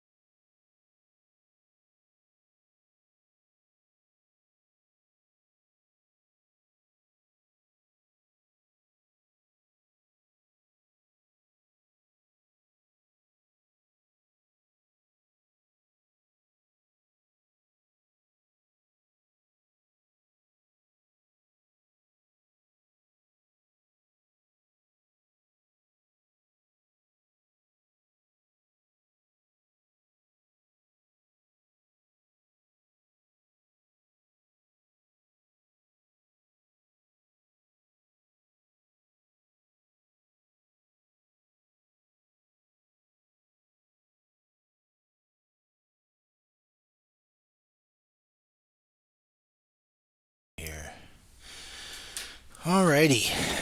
Um, whew. So, uh, everybody back? Yeah. Yeah. All right. Great. Yeah. Um, all right. So we're just gonna go on just a little bit longer. Um, what is Kalina and Corton's goal? Are you trying to get away? What are you trying to do here? Yeah, So, we're go thinking ahead. we might try and hide in Okay. a cave. Right. Um, so Corton earlier was mapping, and so this might be a good time to try and roll any skill Yeah. he might have in making a map to see if he can consult his notes on where there might have been a cave he saw earlier. Hey, So- question. yeah. So if my character isn't really doing anything right now, I'm just Yeah. letting the orc do this. Can I pop out for a bit and if we're still if we're still doing the session, if the session just doesn't end on this and there's something that I would need to be involved in, if the hunt ends, and I'm If you need to do participating something, again. Kaz, you're more than welcome I don't to. have to. I'm just Sure. it'd just be better if I Yeah. could get And more it- mental rest. If you want to, just put yourself on mute and come back, probably, for Arda in about maybe 30 minutes, then we'll probably be wrapping up if you like to. Okay, yeah, ping me either then or if there's something that my character might Sure. want to that isn't just them being hunted because I'm staying out of that. Ping me, okay? Uh huh. Okay, bye. Bye. Yep. Go ahead, Dan. Yeah. Yeah, I guess that is an advantage of an online format, is that you can have people for part of a session more easily. Yeah, and you can, we don't see each other. We don't know what we're doing. But yeah, so being AFK is a thing. Anyway, go for Would it. you, What were you saying? Corton, would you want help? I have orienteering. Yeah. Okay. Yeah. Yeah, well right, so this might be a linked test then, right?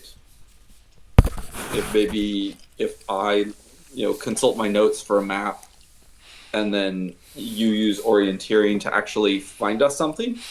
Yeah, Yeah. I actually am okay if it's just help, because Okay. I think map making and orienteering totally go hand in hand. So your cartographer or whatever your skill you're using. Well, I don't have any skills for that. So. Okay, gotcha. So I think cartography is a skill if you want to be trying to open it up. It is a skill, so sure.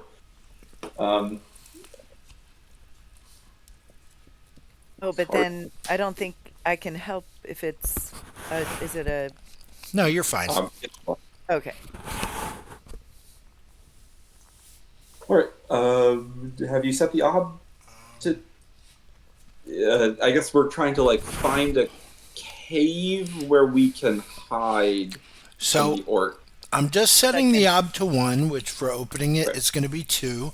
Then again, your additional successes are going towards beating the orcs' senses, right?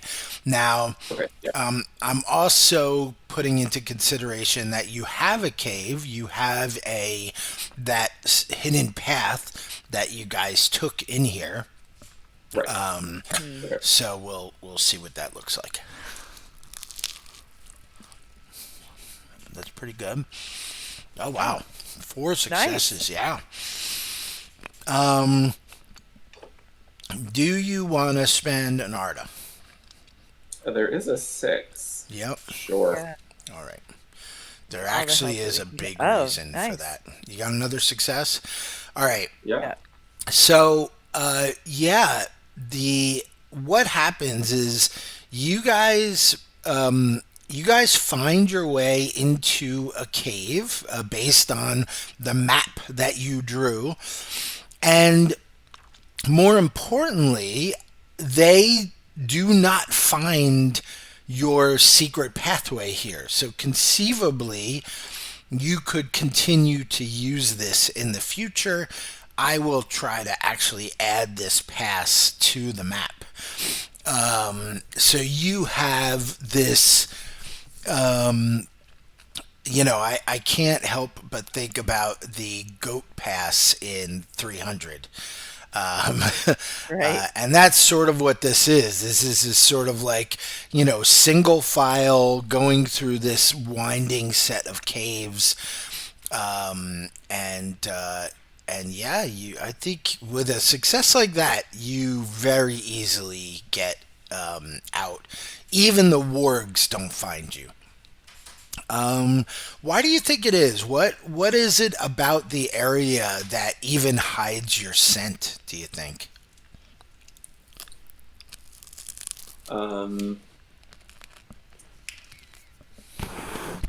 Maybe there's a lot of caves in the area, and then kind of that makes the wind sort of the terrain features make the wind not go in a straight line, and so then they can't really track the scent back in a straight line anywhere. Everything is downwind, right? That's yeah. No, I mean upwind rather. Everything is sort of whisked away through these caverns. Yeah, that's pretty cool. Yeah. Awesome.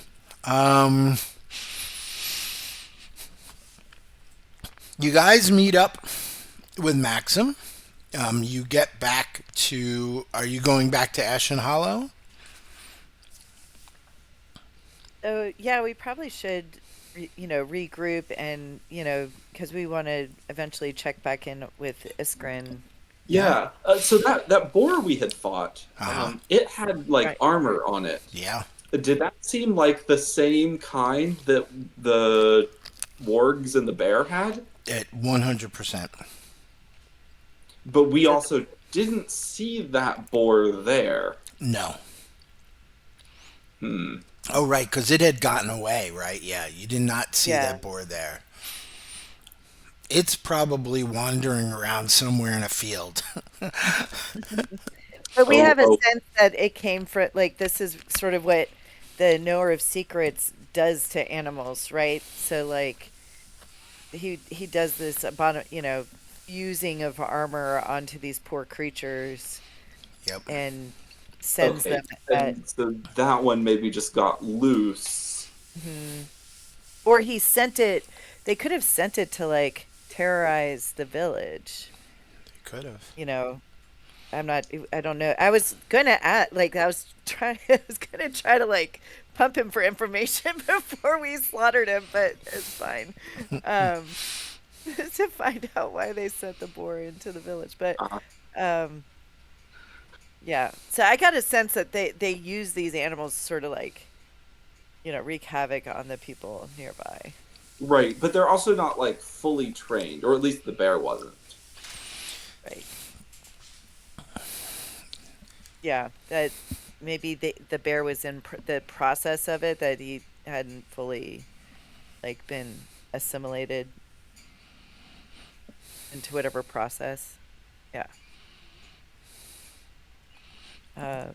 You are definitely going to have nightmares for a little while about this.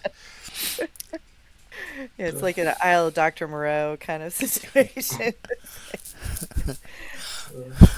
Oh man. I don't think, Corton. It's up to you how you feel. I can't imagine, Kalina, that you will lose any sleep over murdering the knower of secrets. You will Right. sleep over what he was doing. Yeah, that's it. It's But gonna haunt me. yeah, That table with the carcass and yes. yeah, that's gonna haunt me. Awesome. What else? Does there anything else in particular you want to do on the way back? Um, do you want to, hunt and find that boar? Do you want to, do you Yeah, just, I think hunting and finding the boar would be good to help protect the village. uh-huh. Yeah, because if it came once, and it would give the villagers peace of mind that there wasn't going to be another creature Right. coming. Yeah. Kalina can do a hunting test, a hunting or tracking, either one, and it's going to be an ob 3. And I'm if going to do there's tracking any, because I just opened. Got sure, that kind of advanced on me. So Right. So maybe we head back to the village and then track it from there. yeah, yeah. you could do that. Is there anything Corton wants to do to sort of help with the hunt, or you just leaving it to the expert? Um, I think I'm just leaving that to the expert. Sounds good. All right. Let's see what we get here. Ooh. 1, 2, 3, 4. 4 successes. Damn, you guys are on fire today. Um, so, yeah, you eventually are able to hunt down this boar. He is tromping around a in a old cornfield, and what's going on, of course, it's winter, right? So there are no crops, but a lot of the old corn is just sort of laying, and he's sort of, Rooting around it. rummaging about looking for, dilapidated corn cob. And with probably little success. You guys can you actually with that with a it was just a really decent roll. So I definitely think, and again, gosh, 3 6s, you could open that up, but you are ostensibly like seeing him from the edge of the cornfield. You're not in any danger. He doesn't know that you're there, just quite yet. I'd like to loose an arrow at him. All right, go for it. Um, but I think I'd like to fork in hunting so that I know like how to avoid the armor Yeah. as much as possible. Okay, sure thing.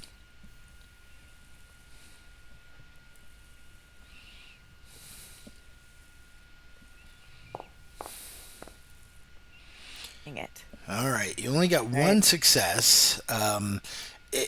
You weren't at a 3, but that's okay. It's not that big of a deal. I didn't set it to 2, but you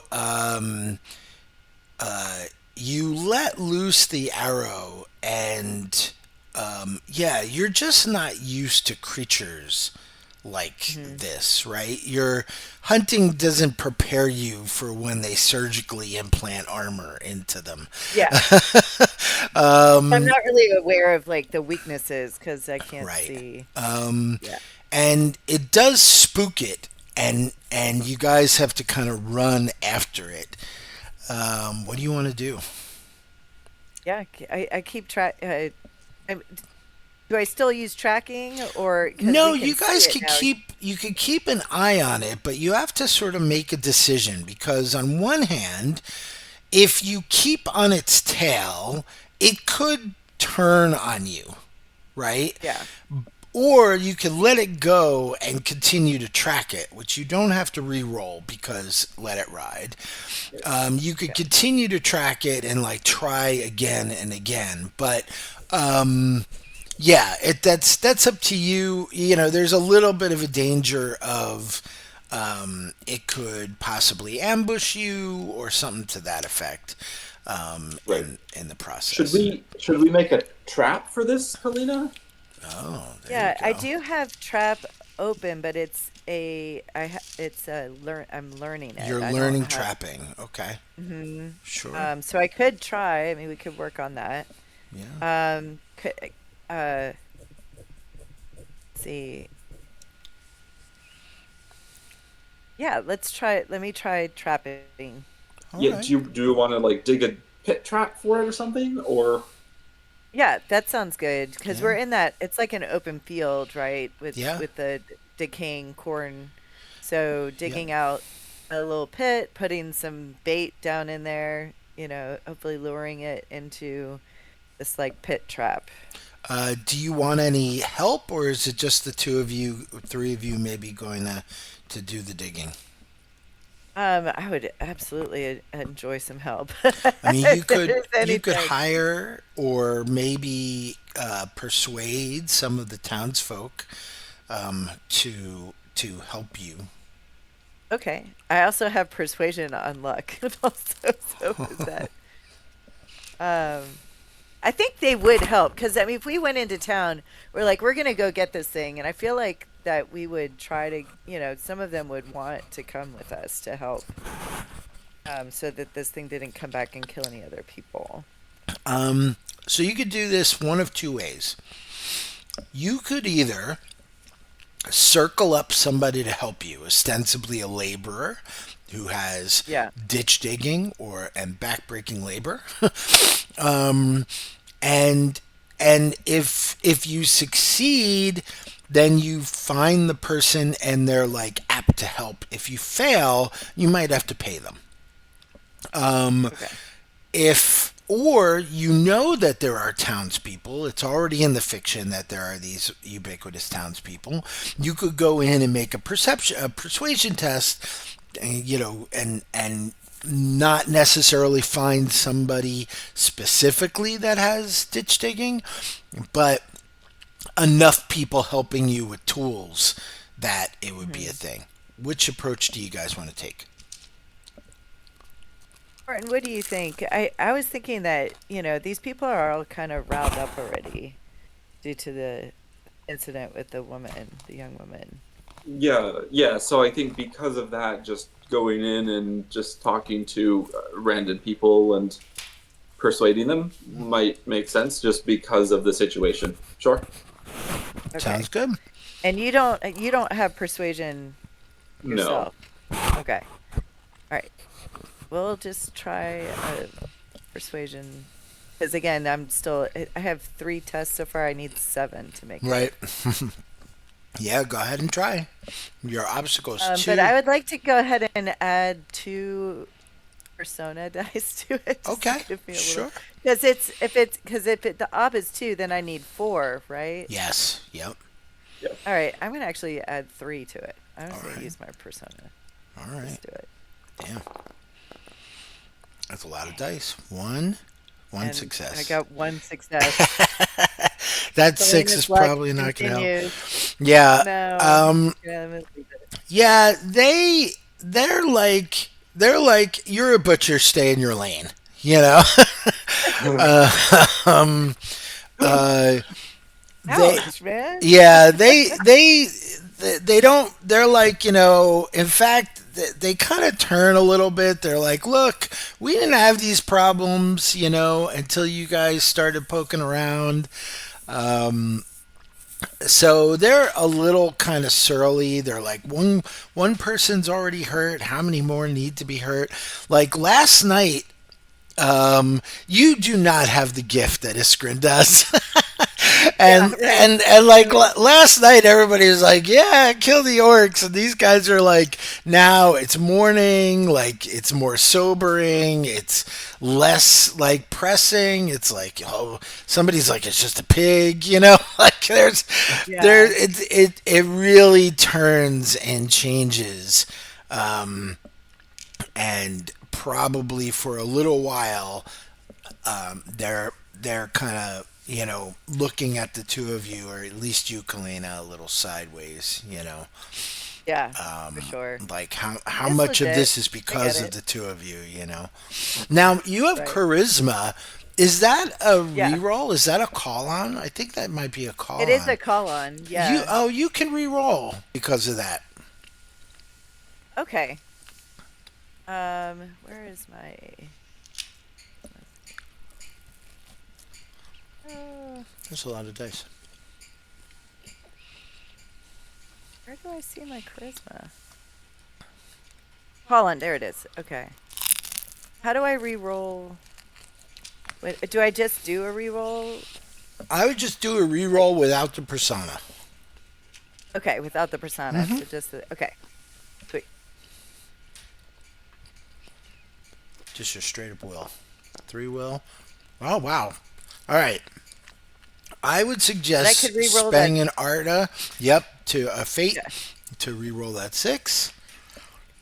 And you might. Yay! All I right. did it! Yeah. Oh my god! All right. So, Nice. right, retcon a little bit. Take that back a little bit. So, at first, they're a little surly towards you guys, but then somebody is like, "Hey guys, come on! They're working really hard for us," and like you know, your charisma totally comes through as genuine, right? And like, so there might be a couple of people at first who are questioning you, but they're like, somebody's like, "What are you talking about? She's one of us," kind of idea. And yeah, you totally rallied the troops. Good turnaround. There you go. Oh my god, that's great. All right, so you guys are out there. You spend the rest of the day digging a ditch, and laying the trap. Now I need you. I am going to give you an additional die.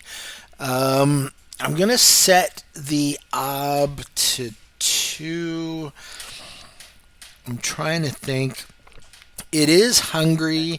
So I'm going to set the obstacle to 2 for your trapping, but of course that means it's going to be a 4 obstacle for when you roll. But this is still beginner's luck for trap, right? Okay. And And you're it just asked me the skill being learned is derived from 2 roots. Pick one to use, yep, perception or agility. yep, Yeah, so just whichever one is higher generally, yeah. it's what you're rolling for the current dice. So Okay. which Because perception, yeah.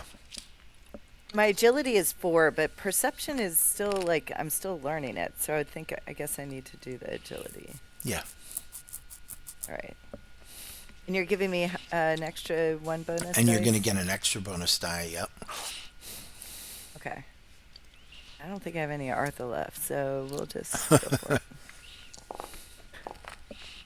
1, 2, 2 successes. Yeah, because All right. the obstacle was 4 because of the. All right. Unfortunately, the following night, somebody else gets hurt. Damn it. You, your trap does not work initially.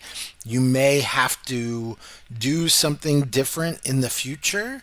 But an old farmer gets caught out. He's investigating his goats, and he has a donkey who protects the goats, and the donkey starts braying, and you find that he has been mauled. His wife, his older wife, comes running in the morning, and says that her husband's been attacked. A couple people go out to the farm and to find him. He is not dead, but it will be a while before he walks again. And I think we're going to close there. All right. So what we're gonna do, I'll ping Kaz.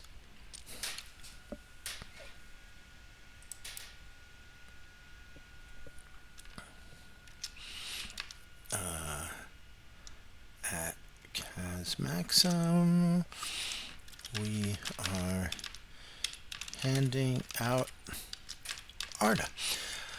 Okay, so let's see here. Corton, did you I don't think you resolved any of your beliefs, right? I had one that was cataloging knowledge of monsters is how I will create my legacy. I will map the mountain caverns of the orcs. Oh. I won't take any investments from my cousin, and so I, made a map, and that helped us escape from the orcs. Very So I think well. that's Yeah, you did. So you get a persona for that. I did have the follow maxim to put fear into orcs. Yeah, which I think you guys did. And so- So you definitely resolved that. So you get a persona for that. Um, Everybody's going to get a persona for embodiment. I'm not really willing to be very stingy about that right now, as we sort of cut our teeth on the system. Um, MVP. Anybody use an instinct that hurt them, that like made your life complicated, or a trait that made your life more difficult? I don't think so. yeah. And did anybody do any beliefs that they worked towards but didn't succeed? Like haven't. Wow, you finished that quickly? Yeah, yeah. They just a couple rolls got out and tried to hunt down that boar. Had a couple, successes, a couple failures. Uh, Convinced the townsfolk to dig a ditch to make a trap, but ultimately did not manage to trap it.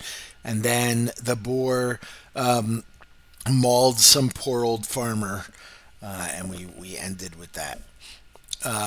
But yeah, whenever they get back to me, I'm just gonna be like, let this be a valuable lesson in the importance of proper dueling etiquette. And you're going to get a persona for completing your getting your hammer back. And now you have your ancestral hammer in your hands. That's fantastic. Um, It's not really that much practical use though, because I don't have any points in hammer. yeah. So Now I you, get a persona. yep. Now you decide. Oh, do I want to use this thing, or do I hang it over the mantle? What do I do? What do I do now that I have my hammer? It's a lot of questions for Maxim. That's awesome. All right, MVP.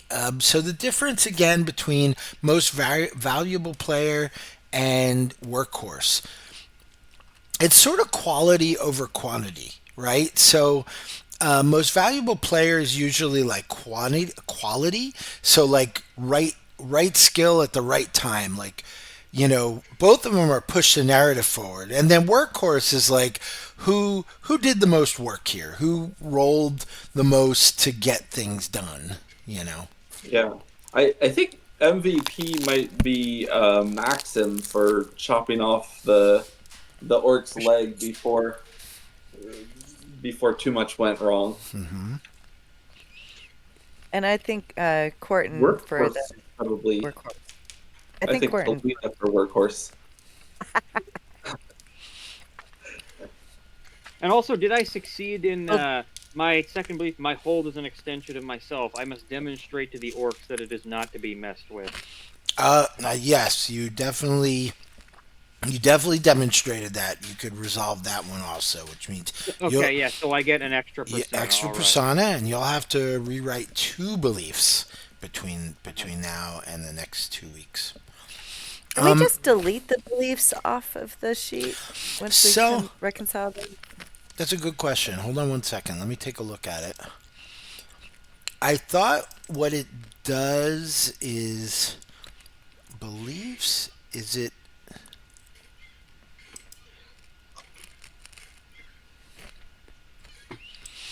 Because if I remember correctly, yeah, I think what we should probably do is because there's a note section, right? Is there a note section? I don't see one. Um, I would say what we should do is, let's see, we can't really format these very well either. All right. Um, put those in the bottom, right? Because you have like 4 slots. Oh no, because ultimately, Oh, like okay. Maxim I has think you four. can add There to is a them note. though. What's that? There is a notes section, notes and other miscellanea between spells and skills. It's between. Hold on. Yeah, Oh, notes notes and and other. miscellanea. Yeah. So what I would do is in like one of these, I would put like resolved beliefs and just write it in there so you have it. Um, and then we'll find some place to put that stuff later on, and then you can just delete it and put in a new belief. Okay. All right. Sounds good. I will let's see, next Sunday. I will be on if you guys want to do a belief burning session. I'd be happy to sit and like I'll be on and talking about Burning Wheel in general. So if you guys want to come on and work through some beliefs, we can do that. And just sort of chat about Burning Wheel. If not, it's not a big deal. But we do need to make certain that you get those beliefs done before the next session, and then so that we could start with, hey, by the way, we resolve. We did this, and I changed this, and this is what it looks like. All right. I just don't want to do the back and forth. Like beliefs are hard to do, so I don't want to do the back and forth during. I'd rather do that either on Discord or live, right? Either way. So, all right, cool beans. So, Who got the workhorse? We nominated each other. you nominated each other, Maxim. Who's getting workhorse, Kalina or Corton? Oh,